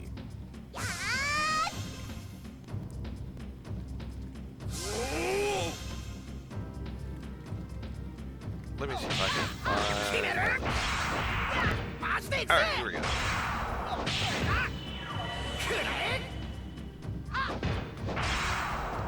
So, in just the 90s, we had everything from the first Fallout and the first Diablo, the first Baldur's Gate, Planescape Torment, the StarCraft, XCOM, System Shock, Super Mario RPG, the first one in '96, Chrono Trigger, Final Fantasies 4, 5, and I'm sorry. Yeah, I think 4 through 6. But let's see. Earthbound, Xenogears, Panzer Dragoon, Breath of Fire, Dragon Quest. There's a large list of RPGs that came out in the 90s. So, there's a very large list to try and compare your games to, in a sense, in regards to what made this game stand out compared to other games. Find something from those games, understand what made those games good, and then see about not quite stealing, but maybe imitating, or how it can improve. I'm gonna take a shower, might come back after. Oh, poured it. Enjoy your shower, and if you do come back, that's great. If not, I hope you're able to take a really good nap and get some well-deserved rest. As always, I appreciate you, and always happy that you're able to swing by when you can.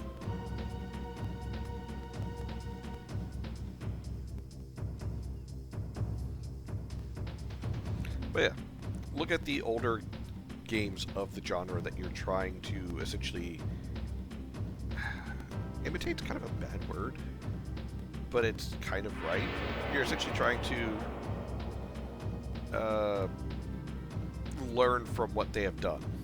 Because if you can learn from what they've done, then you can make it better than what they did.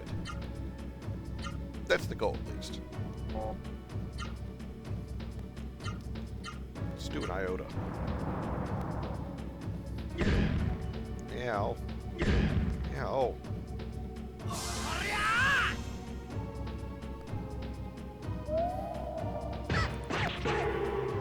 Ow. Hit me with a fucking dog.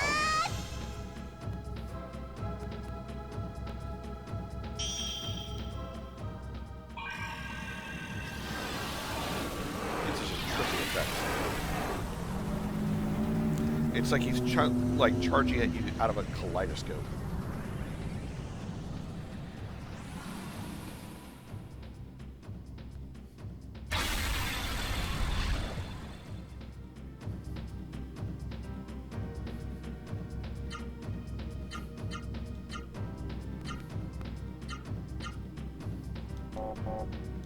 Actually, I could probably get... Nah, screw it. So I was probably get away with not using AP to finish these things off. Might as well.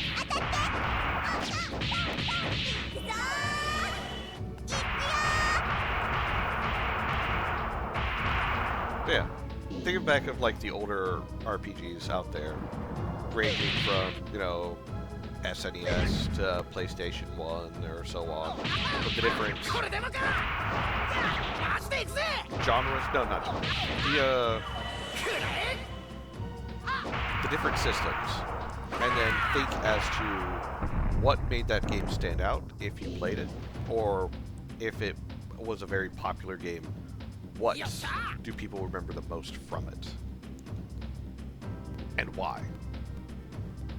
Like, like I say, I can only speak from experience of games that I played. I played a bunch of the Final Fantasies. Final Fantasy VIII, I know how to break that game inside and out, easy peasy. Everyone knows about the junction system. Everyone has their opinions about the junction system. I will admit, even though Final Fantasy VIII is one of my favorite, that the junction system is flawed at best. But it's still an interesting idea. You can have an interesting idea for a mechanic and still not make something good. But it can still be interesting.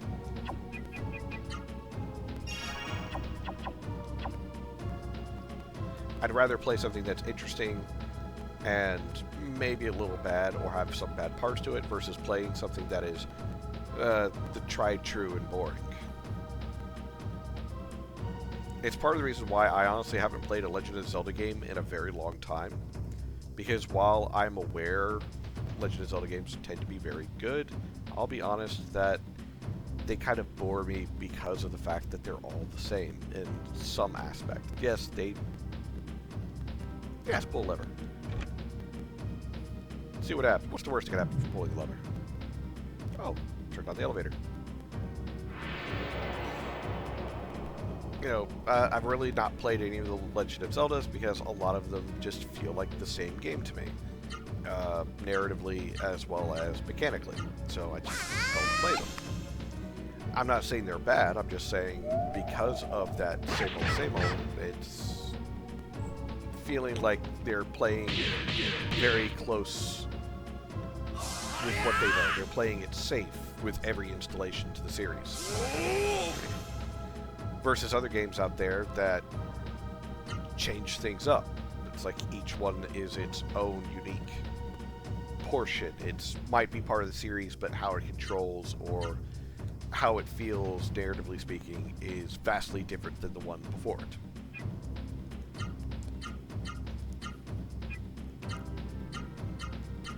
So.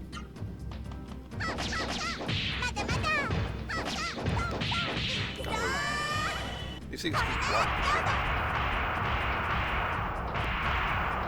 Well, looks like most of them got through.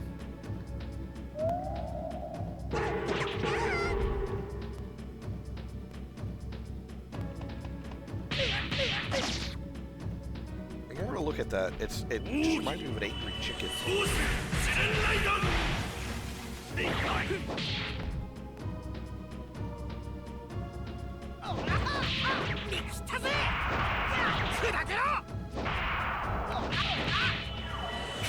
Here we go.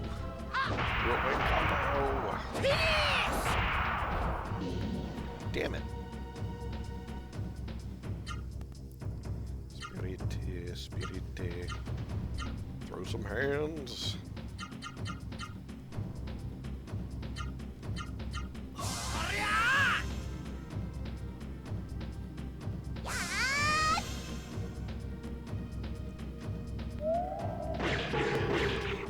Oh boy.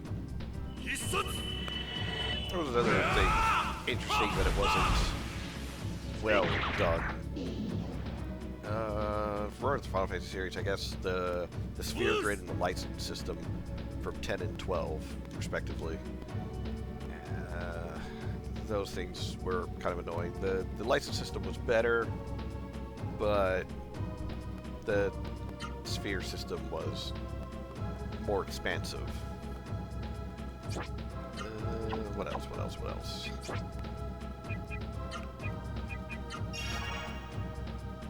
Oh wow, Iota uses 90 MP.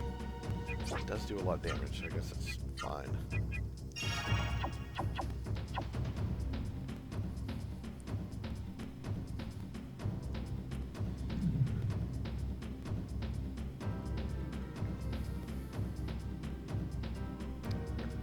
Is that a door? There's a door over here. Life water. Is that the HP boost?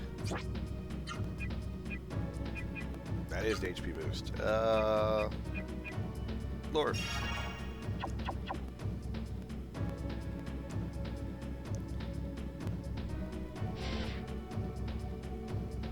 I did. Ah, damn it. It was a trap. I was promised Booba. I didn't get Booba. I got ambushed. By Mushi Baramushi. Or Baramushi Mushi.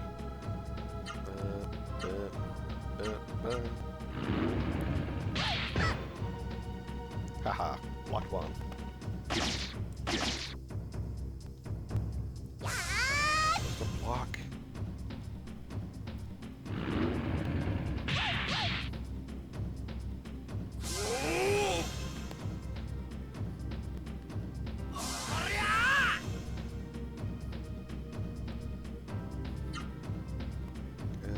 Attack command. Ozma. Gola. Ow. Yeah. Stop bullying Lorf.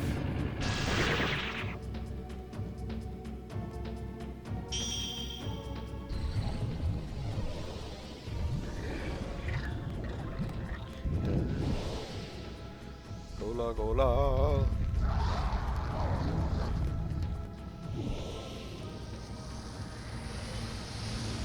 The real question is, where was this fitting fire inside you? Well, I didn't do a lot of damage. Oh, I didn't do a lot of damage, but it cost like double. Damn it! Blocked so much of that.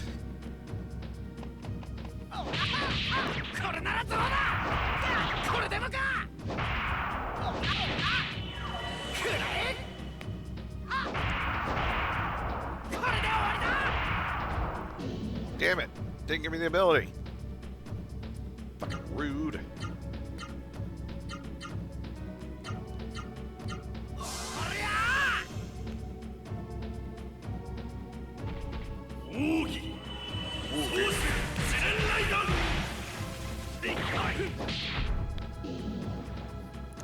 I gave him the electric backhand and still didn't give the powers.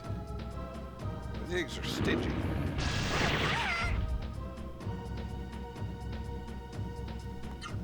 I just want to punch you in the face. Damn it, no. Punch you in the face. Just want to punch you in the face. And you're like 90% face.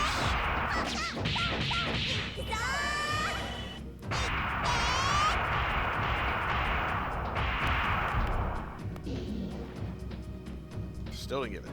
Damn it.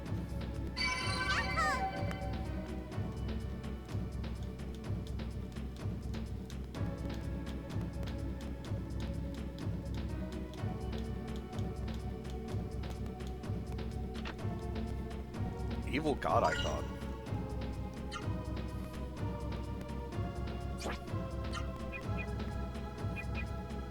Steal items from enemies and attack.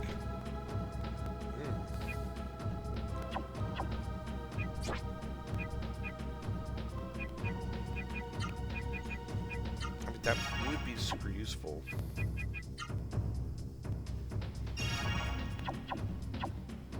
No. Then I have to give up a current accessory. I kind of like what they have. The only reason I'd give up one more is if, like, I can jump into here.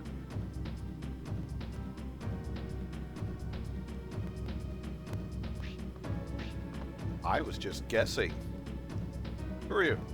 You around here? Coming from Zora's orders? Sure you mean. That Zora's a real slave driver.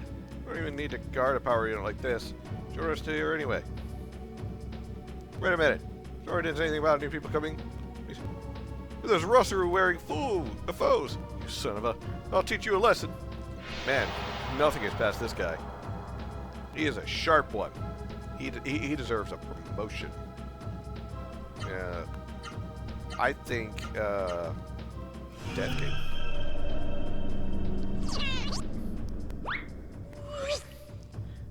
Recover both damage. Oh, wait, hold on. Shit. This one. Oh, that's not good. Oh, wait, no, that's great. His attack killed him. His own attack killed him. Ah, that's great. He's like, I can't take this job. Just like takes himself out. Yep, we're gonna move this lever.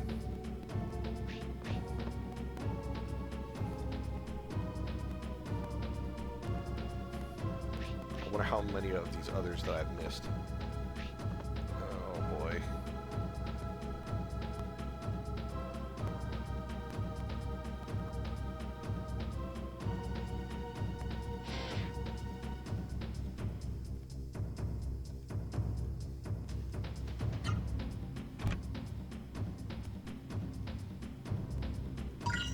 Oh.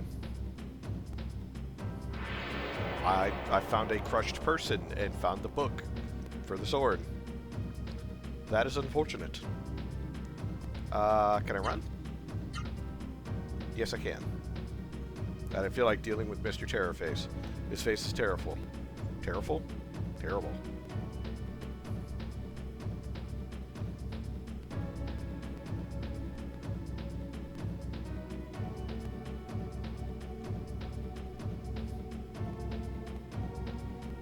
A save point.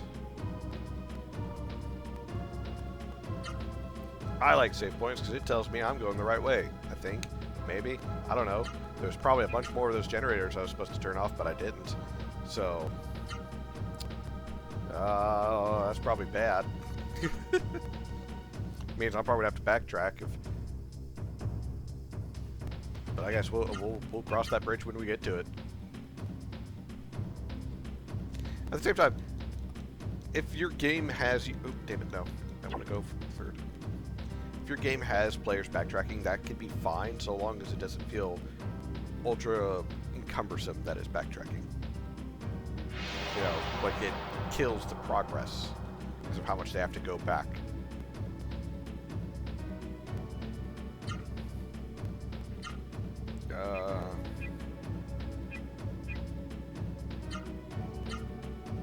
Alright, hold on. Was that all enemies or... that's just one enemy.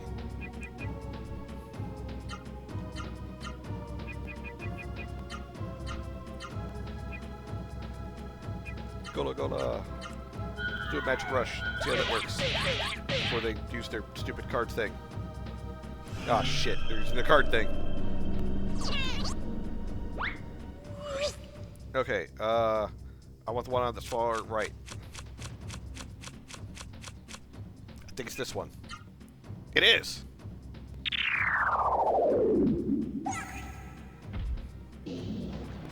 Okay, so it's not so fast that I can't keep track of it. That's good. I hate games like that, where it's like spinning so fast you don't really... It's like almost impossible to actually keep up with what they're doing. And also, part of the reason, like, what was it? Pokemon Pocket Collector or Pokemon Trading Card Game Pocket Edition for the mobile. I kind of hate it too, even though I still kind of play it, because whenever you do like the Wonder Pick, it's like, oh, here's 5 cards you might possibly get, and then it like flips them over and then spins them around.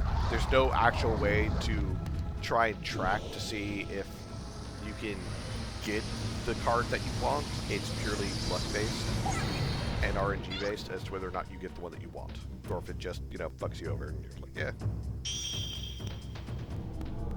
Which I hate ones like that, but I like ones where you can actually, you know, have some skill about it.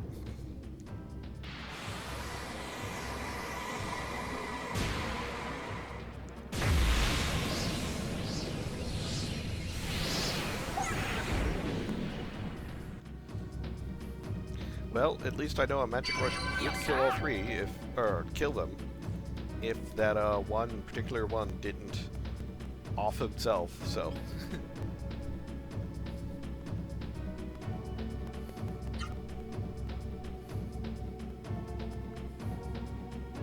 I'll be fine with their current magic.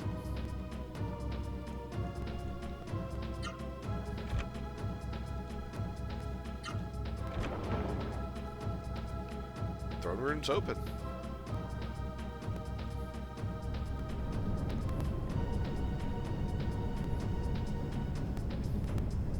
You can hear it.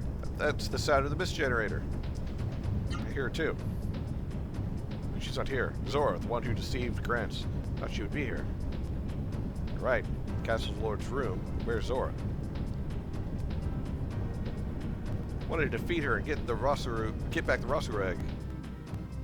I'm pretty sure the eggs are fucked. Something's coming this way. It's bad. Everyone hide. Don't let him see you.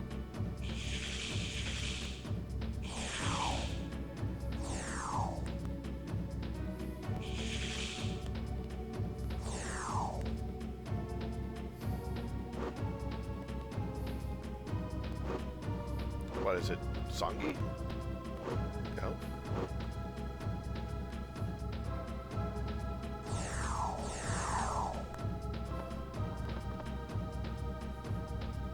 Why? Why wouldn't you fight him? I know how you must feel, but the mission is to wait for those three to return. Looks like the bad Zora is here. She's not here. It's towards the mist generator.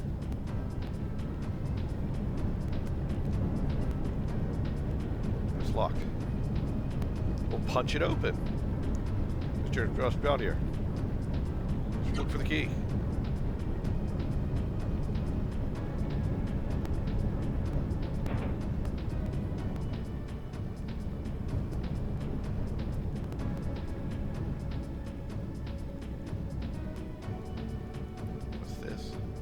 What's this?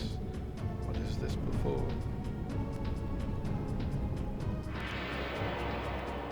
Guess it's nothing. I ain't find shit. Escape? Shit, it's faster. Oh, I'm getting escape. Ah, damn it. Alright. I'm not gonna do like some people and constantly like fight it in hopes that I'm able to beat it, or constantly run to try in hopes that I actually get away. Because a lot of times, like if you're not able to get away the first time you're trying to run away, any subsequent run away attempt that fails is just a closer step to a game over because you're just losing HP at that point. So it's better to just like attempt once. If you don't get it, start swinging. And we're going to start swinging at that guy. Because I don't like his face. And also his ability of stunning. Well, not super stunning.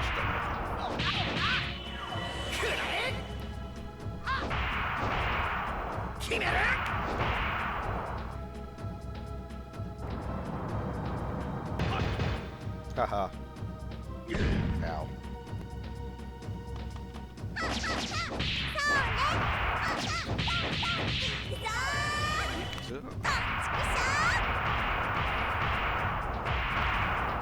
I should have got more fury boosts now that I think about it.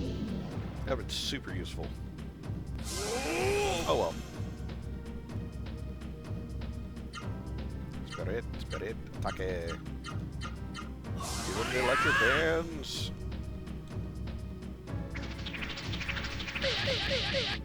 Ow. Rude, sir. Or meta, or whatever you are, you gem thing.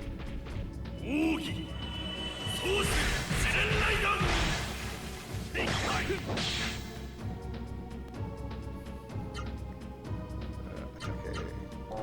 Actually, orb. You can attack A. You can attack A again, because that's probably just enough to kill him.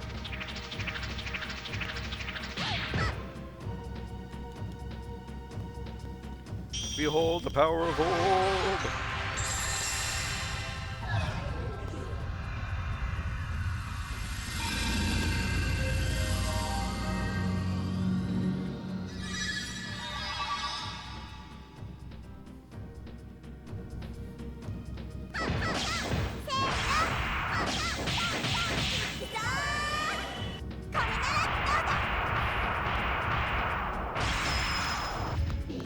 That's such a nice sound, hearing that thing break.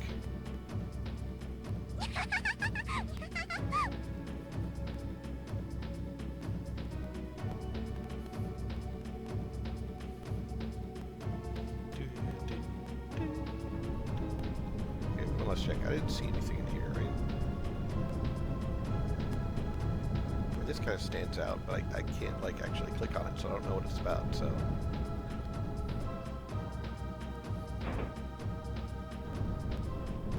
Ooh, there's a chest. Magic water.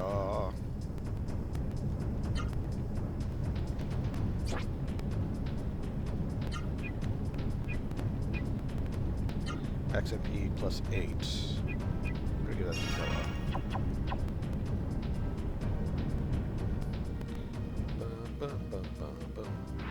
Alright, so maybe there's another door somewhere around here. Oh. I want to run, but at the same time I want that borrow. I want that borrow. I just want your power. Let me break your legs and take your power.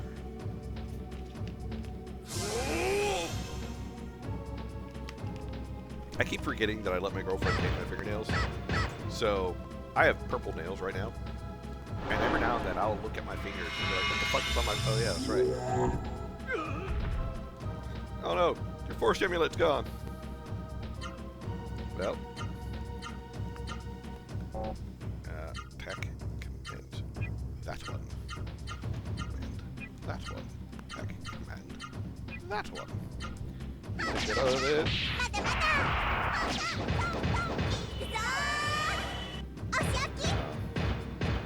Once it starts blocking the one attack, I'm guessing it's got semi-decent mid-defense, or not mid-defense, up-defense. So once it starts blocking, it's pretty much like, yeah, the rest of her attack is just not going to go through.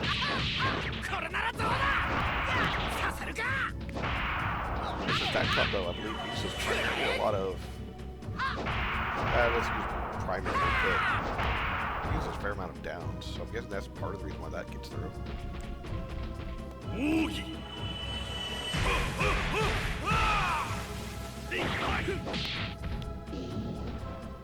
Nope, still don't give me the power. Damn it!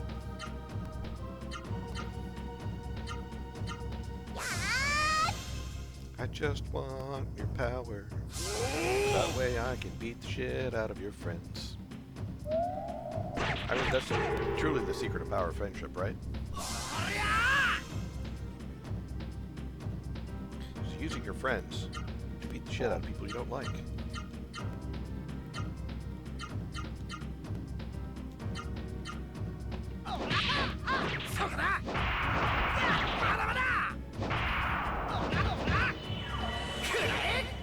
These are going to be blocked.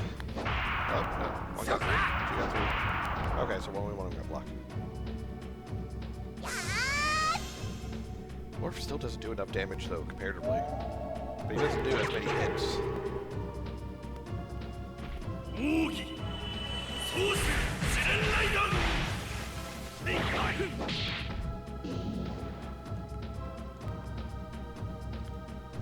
He does more hits than Harlequin's, but less than Noah's. Or less than Noah. But he has less damage than Harlequin. This is kind of bothersome.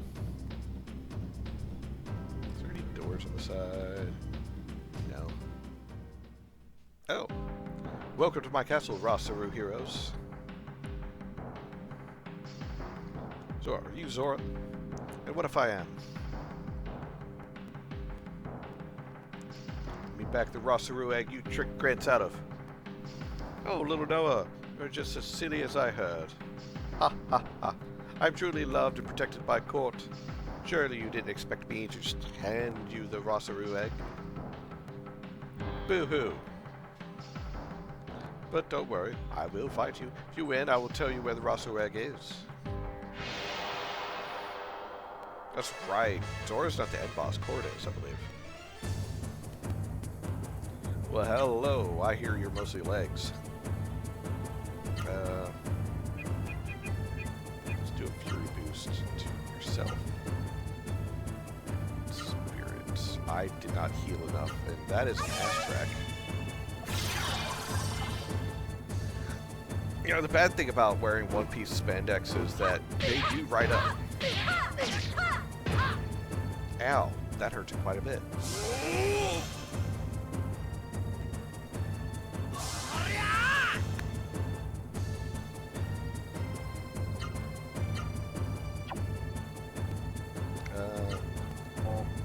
Hold on, let me check something.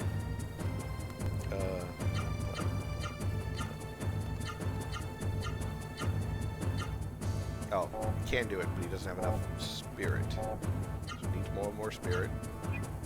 Let's do an orb. And you...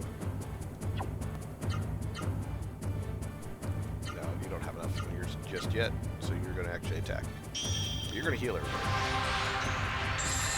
Because we're going to see if this goes for the same pattern as before, where it is attack, attack, big attack, or if it's going to be bullshit of I've got an AoE, watch me spam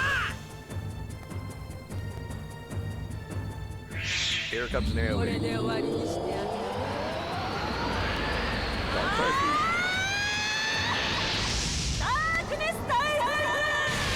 Darkness time.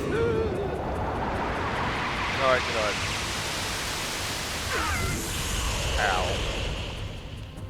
Ow. I'll give it to her.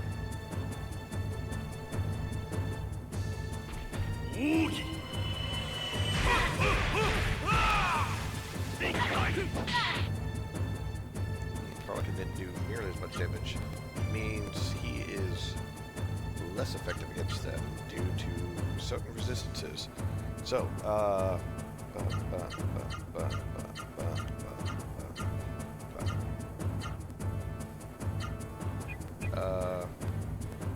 you're gonna spoon again. You're gonna defend. Oh, wait. Ah, oh well. Holy eyes!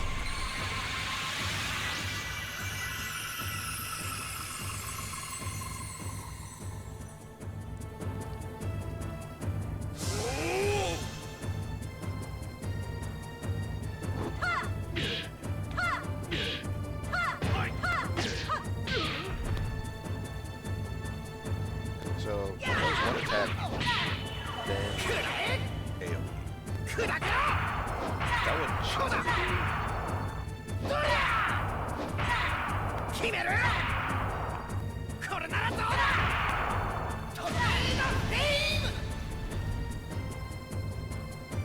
Wow, 13 hits.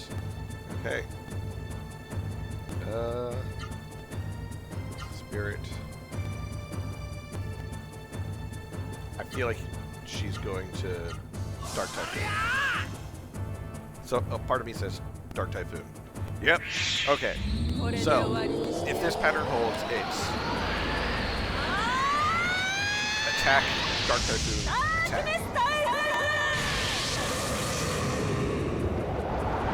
If that's the pattern that she's going to go with, of attack, AoE, rinse, repeat, then I can deal with this. I can deal with this.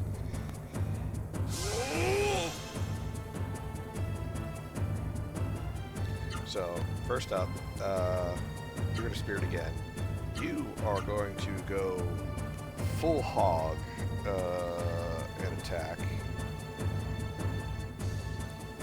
Here it is.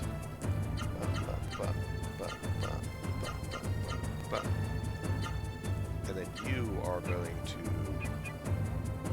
orb.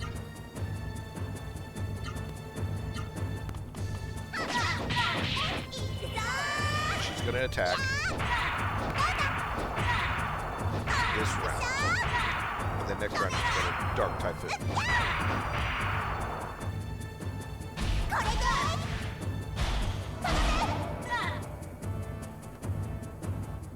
Golly, that was a nice number of hits. Ow. Ow. Morph, block, damn you. You're not supposed to face tank.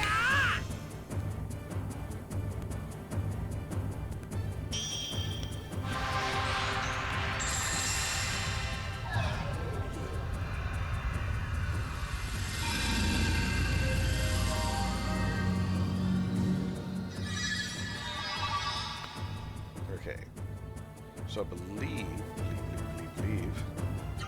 it's going to be another Dark Typhoon now.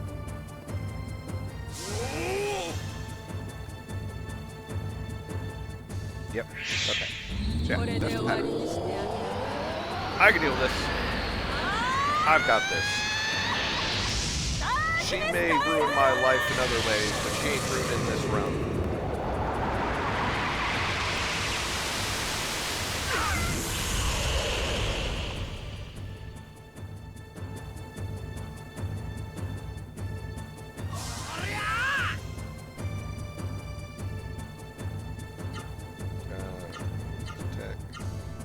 Out.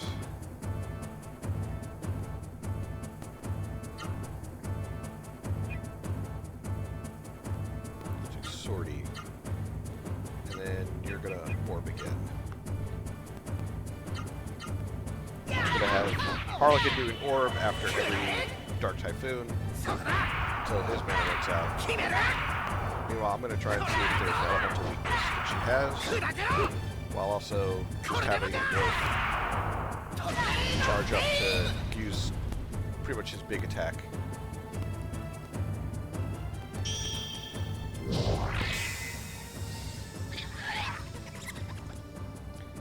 She's a wind, so let's see how wind does. She's technically a dark wind. 453. So yeah. No, lightning wasn't very effective. Ow. That hurts a lot.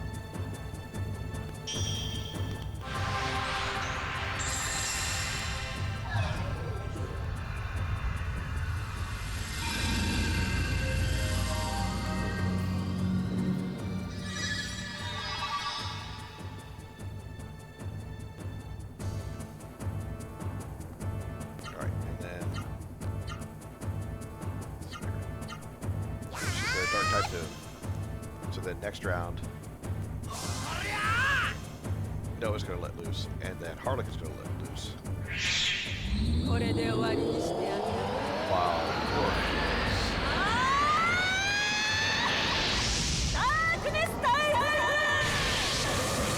I'll probably have to use a turn to...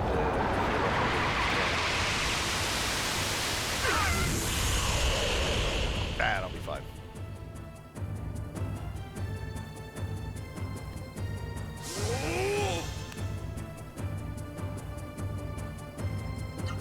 Alright, so she's gonna attack normally this turn. So what about... What's that? Magic fruits, what am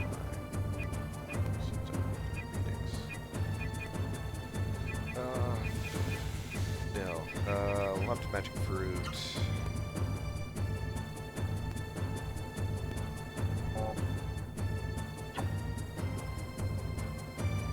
Normally attack this round, so it's magic fruit morph. Just gonna attack normally this round, so you're gonna go all out, and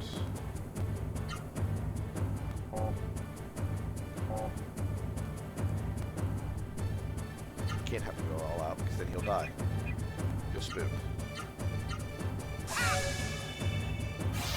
I'll just get Wolf ready for taking over healing for a moment.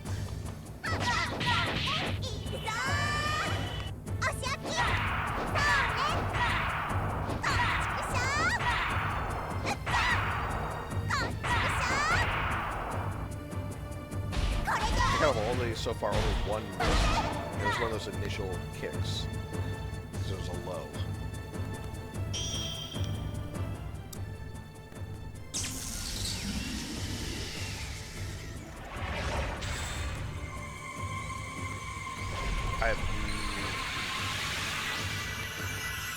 So the siblings that we fought against, the captain, or the Ginyu Force reject siblings that we fought against, I think they had like 12,000, somewhere around there, for HP.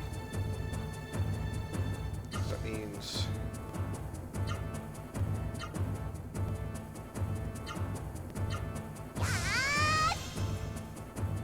probably got around 20. Maybe? I'm trying to think of scaling as far as, like, between the last boss fight and this boss fight. I could have sworn she was gonna Dark Typhoon. But she didn't. Which means she's gonna Dark Typhoon this time.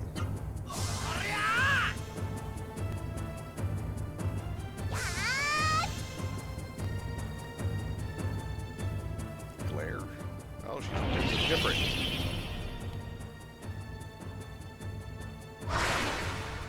Nothing happened. Alrighty.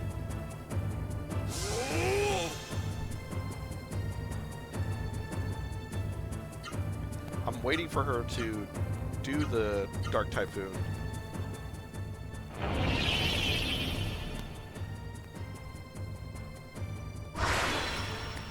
Nothing happened.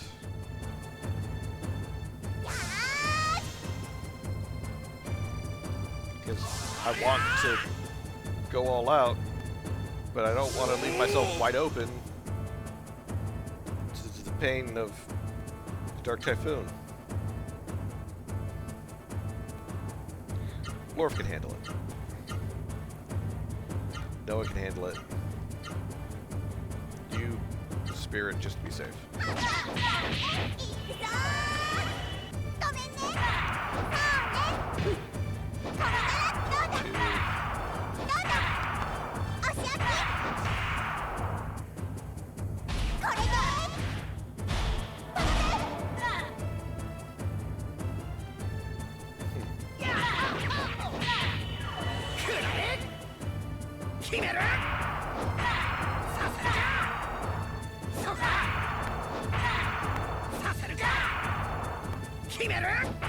God, these miracle arts do a lot of work.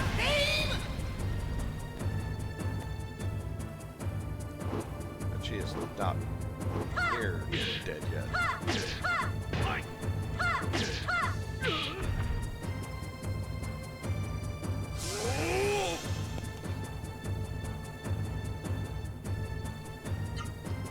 Spirit. Good. No, you are instead.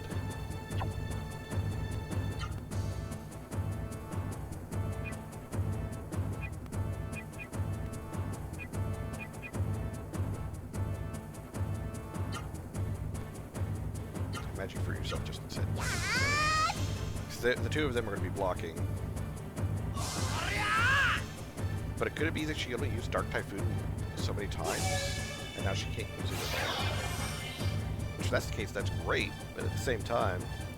Nope, there it goes.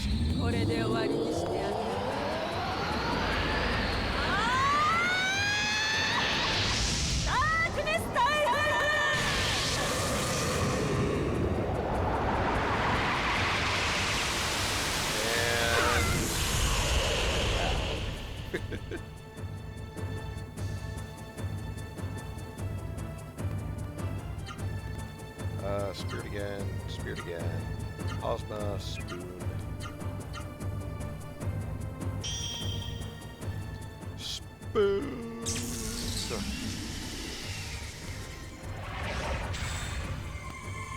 Watch, now she's going to spam the attack. You know, figuring out the pattern, going to change the pattern, or it's got like an HP check. After a certain amount of HP, it changes the attack pattern. Which is also possible.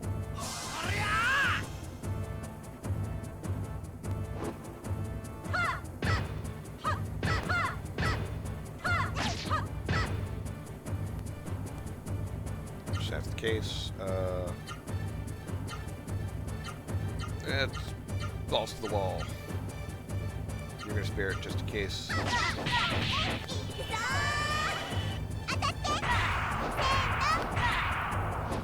Miracle Arts take 99 AP, but at the same time it does a lot of damage, so it's kind of worth doing it.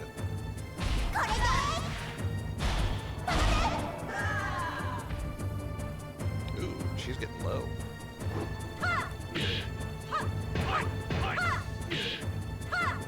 So it's been 2 turns since she used it. So that means next turn, either she's going to use it or she's going to use Glare.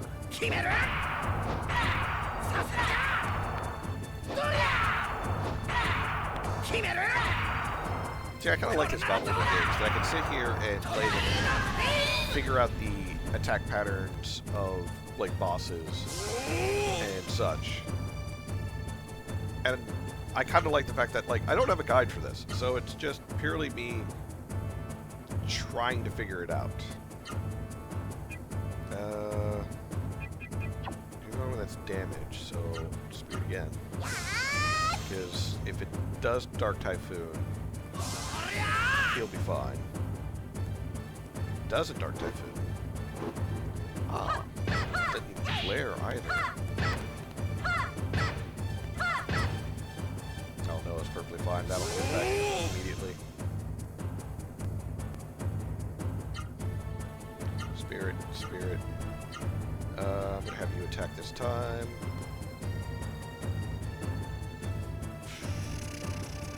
I don't have all of your attacks because I don't just purely have all of your buttons unlocked yet. Hold on, let's see. Yeah, no.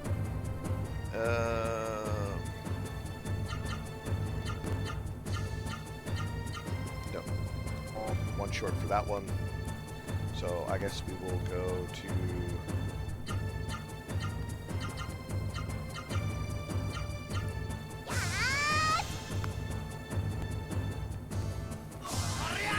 Watch. Since I have Harlequin attacking, she's going to... Yep, there it is. So,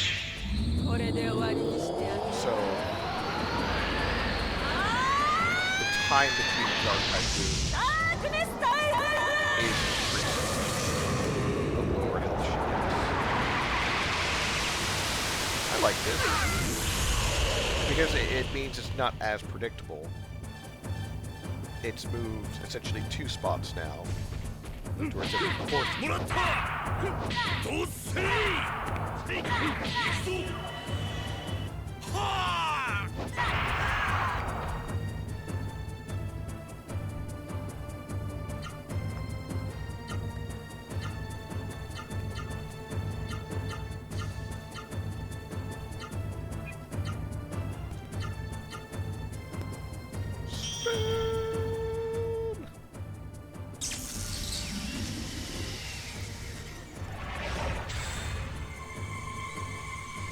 Now it makes me wonder if it comes to a point that she doesn't use it enough.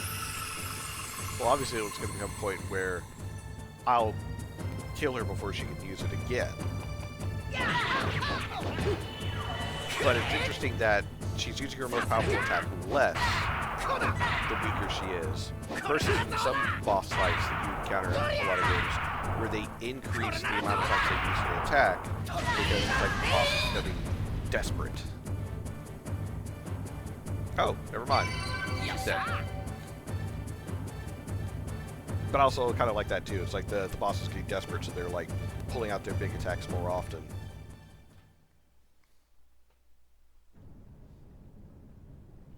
That's odd. How could I lose? Zora, tell me where the Rossuru egg is. Silly fool, Noah. I used the Rossuru egg long ago as an important component of the mist generator. What? The Rossuru egg is a component in the mist generators? Ozma, what does this mean? Zora says it's correct. Mist generators use both Rossuru and Rossuru eggs. Terra, why didn't you tell me before? Sorry, Noah. I was afraid you might get the wrong idea. That the Rossuru are creating the mist. Sorry to interrupt your little discussion. Oh, great, it's Songi. Woman just can't keep a secret, can she? Songi, so you came to help Zora, eh? Sorry, but I'm not interested in someone more than twice my age.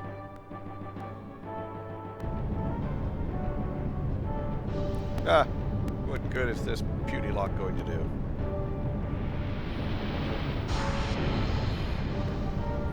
I mean, I wanted to do that earlier. Sorry, but I've got business with the mist generator. What? What do you want with the mist generator?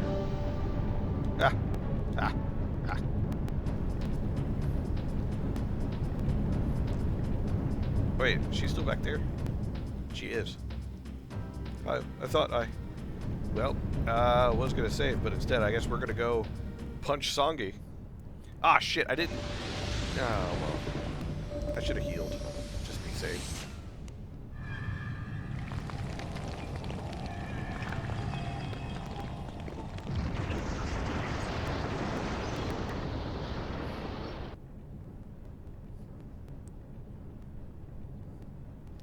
Well, that was kind of messed up. Someone else destroyed the mist generator. Songi did. Did he have destroyed the mist generator? Of course he did. You're indeed correct. Ha! Ha! I destroyed the mist generator for you, Harlequin. You're not that dumb after all. Why? Why would you destroy the mist generator? Well, you're too much. Plus, Mount Elf is still as dumb as ever. I'll tell you why I did it. The whole floating castle was just a trap to lure you in and kill you. Floating castle's mist generator was just a piece of junk. Even its mist was no good. I was going to destroy it and you with it after you finished off Zora. What do you mean? Zora, you're still alive. Court tried to kill me? That's right. He used you as bait for that very important trap. Not even Court would expect you to defeat the Rosaru. Court left me. He said he loved me. Fucking dead. Court said he hates pesky women. He hates bossy women like you and more. If this meddlesome woman hadn't opened her big mouth, he would have fell into the trap. I would have had to destroy the... wouldn't have destroyed the mist generator. What trap? What do you mean? Stupid, simple-minded barbarian girl. Use your little brain and think. The castle used the mist generator's energy to float. It's a tough question. What happens to the floating castle when the mist generator is gone?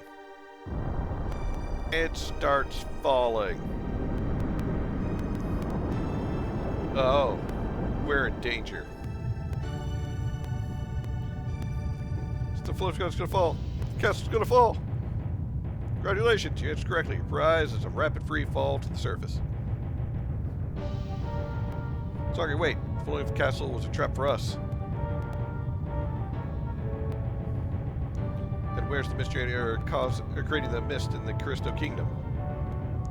You're the hopeless dimwit. Instead of the mist, you should be worried about your own life. With 6 minutes till impact. Bye. Have a nice trip. See you next fall. Correct me up. Chit. Oh, wait. Does it still click that way? I can't be indecisive. Spoon. Gotta run. Guys, gotta go. No bueno. Does anyone remember how I got to here? I remember there was an elevator. Fuck, no. There's battles. Terrorface, Topaz. No, I don't have time for you. Ow. I don't have time for you.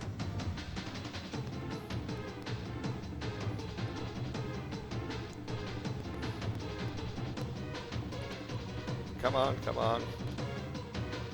Darkness, my old friend. There we go. Okay, I don't know if time progresses while I'm in combat. I hope the fuck not. Because Final Fantasy VIII did that, but it gave you a lot of time. So, that's perfectly fine. But in this game, that's not a lot of time. It was like 5:15? Fuck, I didn't see the last... Oh, I want that one. But I don't want to stay here. I would like to leave.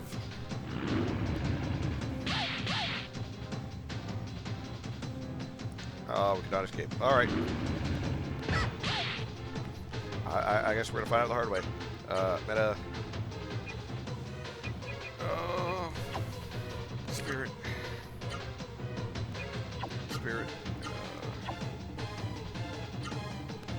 Iota. Well, things are either going to go very poorly or very well for me. I guess we'll find out.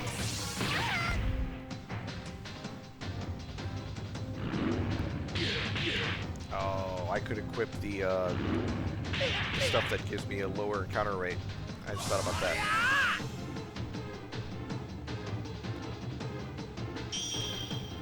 Well, I'm a little dumb.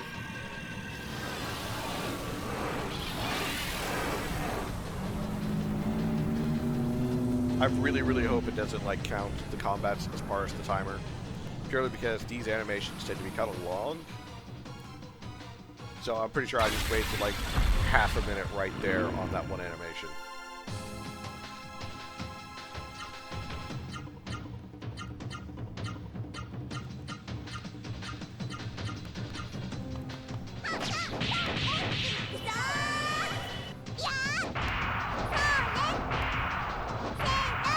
No way they'd make the combat. When I think about it calmly, there's no way they'd make the combat harder with the timer, purely because of how long combat can take.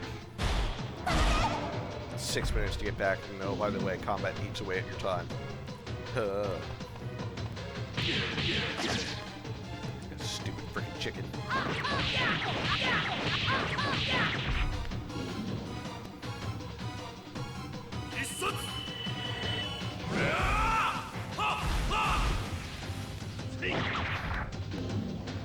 Still doesn't give it to me.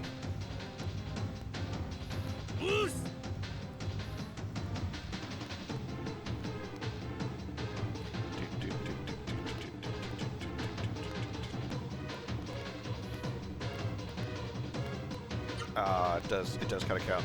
Okay, not as much, but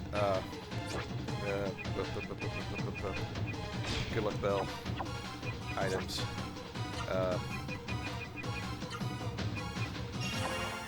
I thought I had an item that makes counter rates go down, but I guess not. So the combat doesn't count for the timer, but the timer does still move when the screen is transitioning in and out of combat. So I still lose a few seconds every time I enter combat, which kind of sucks. But at the same time, I guess that's what it is, because, you know, the whole processing power that goes through, you know, older engines for like, oh hey, you're in combat, or oh hey, you're not in combat. I don't know if I'm going the right way. Fuck, I hope I'm going the right way. Can I run from you guys, please? That'd be super cool if I could. I can't. Fuck.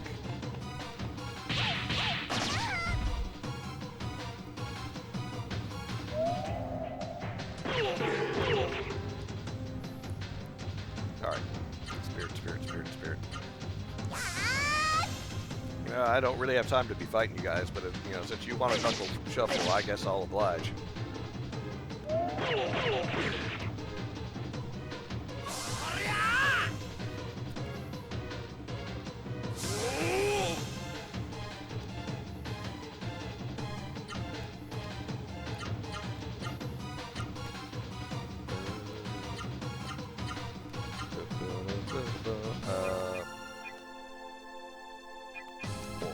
Just to be safe.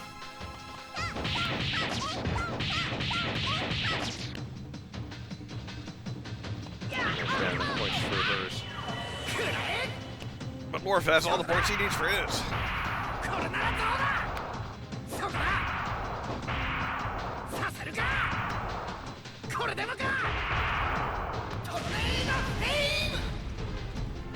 Yes, finally got its ability. I'll figure out what it does later.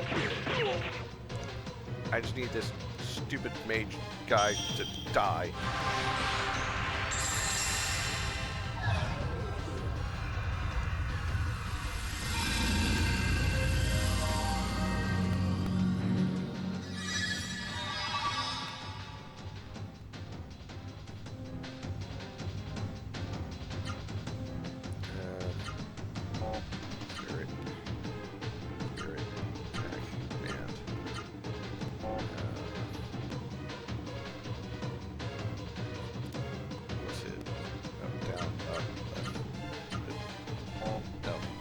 Down, up, left, down, down.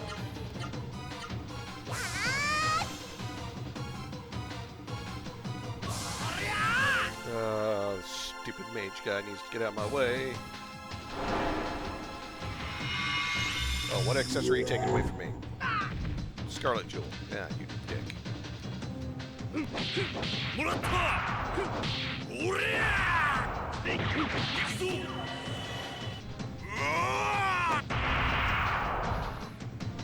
Damn it, so without kill. Spirit, attack, and...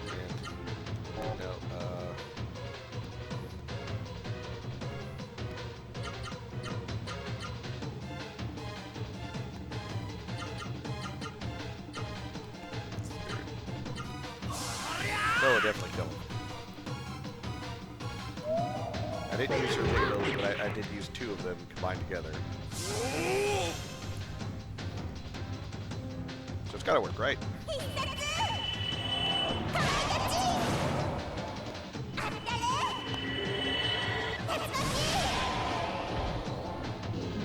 Yeah. See, ain't nothing to worry about. Fine, we're fine. We just gotta make sure we're going the right way. I think I'm going the right way. Maybe. Hopefully. Screen, please. Shit, this is not the right way. I think there was only one other way for me to go. Oh, wait.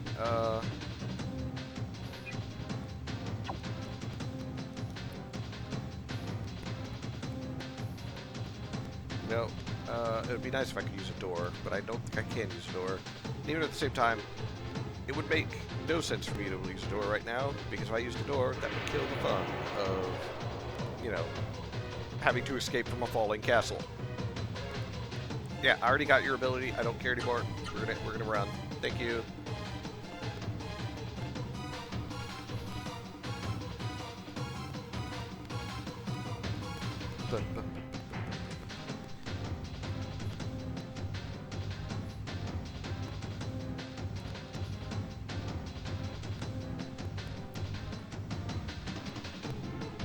Alright, we were able to get out.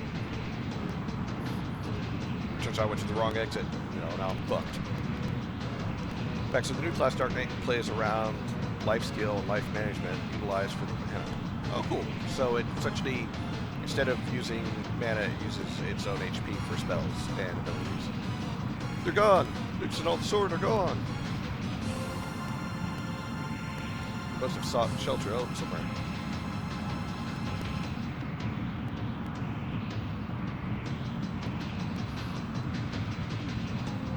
What are we gonna do? We got away. We'll all die here if we don't do something. Is my destiny to die now? Harlequin, stop being a downer. Yeah, blood magic. See, no, that's the right idea. Flap your arms. Sorry.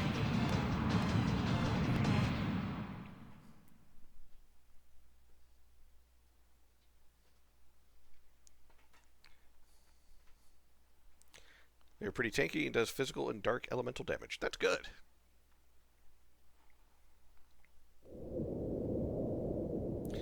I just thought of something, but I guess we'll see. It's like, oh shit, where did the castle fall?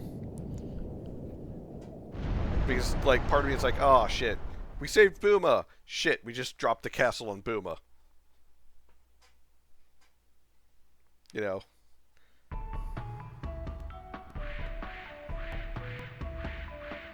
I thought we were gonna die. Apologize, we had to get away from the Sarah monsters, and we were watching from the air.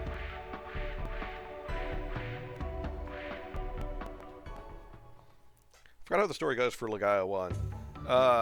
Lorf gets his groove back. That's pretty much how it is. Horrifying. The Mist henchmen were using Rossuru to create the mist. Mist Drainer is a machine that uses Rossuru as a catalyst to make the mist. Rossuru also has the power to take the life of other Rossuru. So far, we have destroyed the Mist Drainers by killing them, killing the Rossuru inside. Oh. I do remember the word Rossuru. It must have been painful to kill a fellow Rossuru, even if to destroy the Mist Generators. So sorry, didn't realize you were sad. There's nothing else to do. But I'm sure the Rossuru who died with the Mist Generators better off dead than living to serve evil. It was a bittersweet victory. Even so, Zongi said that the floating castle was merely a trap. That's true. Where's the mist in Crystal Kingdom coming from? I can't understand what the Rossuru is saying to you, but if you are discussing Harlequin's question, I already have investigated that. Having now learned that the Floating Castle's mist generator is powerless, I ordered a reconnaissance team to find the mist generator generating mist over Cristo. Found it in the mountains north Cristo. If only we could destroy it now. All of Legaia would be free of the mist forever. Mist generator is near Concrum, which once fought a war with the soul. In Concrum, you may also find out about Noah's parents as well. It is the Soren's duty to take you there. This I have already ordered Lucas to do. You should leave for Concrum as soon as you are ready. Okay, but I would like gear and nappies. North, did you hear that? Concrum. We're going to Concrum. We can finally go to Concrum, where my mother and father are. Oh, we're going to get there and they're all going to be dead, aren't they? So we get there and it's just like a wasteland of corpses, like, piled upon each other. Okay. First we rest.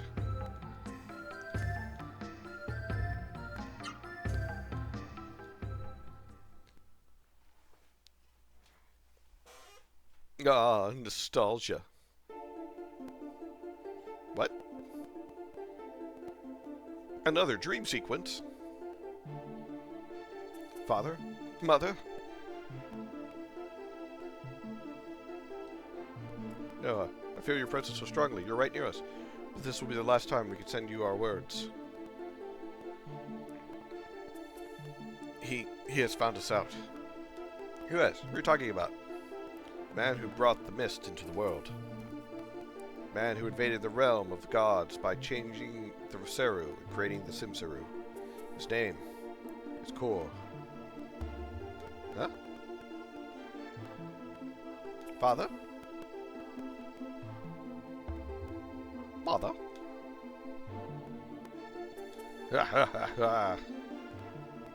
Who's that? Who's there? How desperate you are, Noah. Foolish Noah. I don't need to give you my name. You and that idiot Rossuru can struggle all you want. The more you struggle, the more I can taste your despair. Bastard! What have you done to my mother? What have you done to my father? Listen well, and I shall tell you. If you have the power, come to Concrum for yourself and see your parents are there.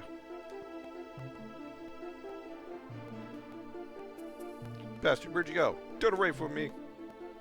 You're afraid of me? Fight me. I'll kick your butt. Mother! Oh, mother! Why does Noah always have the dreams? That's one question I had. Like, why does she get all the visions and dreams? Did Harlequin not punch enough people? Did Lorf not punch enough people? I feel like the answer is somewhere in there. Like, it's more punching. Like, that's what's needed. More punching. Either way, we've been... Oh, wow, it's like 10:45. I need a shower myself, and I also would like a snack. Little snacky snack. I normally don't eat after 10:30, to be honest, but... What's wrong with a little snack? Alright, so I'm all saved up. Everything's good. I saved, right?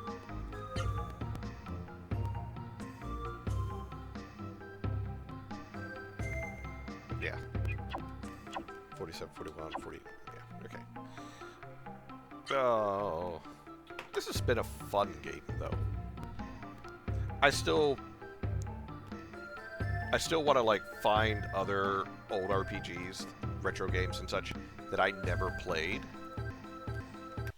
So that way, like, I can be like, oh yeah, this game is, you know, this game came out in, I don't know, like, 95, and I just never played it because it never crossed my radar. You know, things like that. That's what I want to find.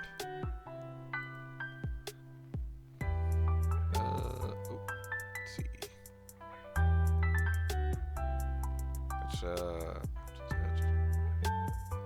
I'll pass on that. But yeah. Like, I want to find other games like that. The East series looks like it might be it, but I guess I'll try and find one that appeals to me the most and give it a try. Or I'll, you know, just say fuck it and start from the first one. We'll see. But, yeah. I hope all of you have had a wonderful day. And I appreciate you all for joining me for this stream. Porticeps, I know you just got back, but, go to bed or something. I don't know. I don't know what time it is where you are. But I'm going to go prep for bed with a shower and a snack. So, as always, ladies, gentlemen, and your wonderful Technicolor rainbow of individuals, both inside and out, I appreciate you greatly. I always do. And remember, next week, on September 15th, 2025, will be the Mega Review. So I'll be going through a whole bunch of games for that. It won't be a Legend of Legaia stream. It will be the Mega Review. So, tune in for that, and I'll catch you then. Bye, everybody.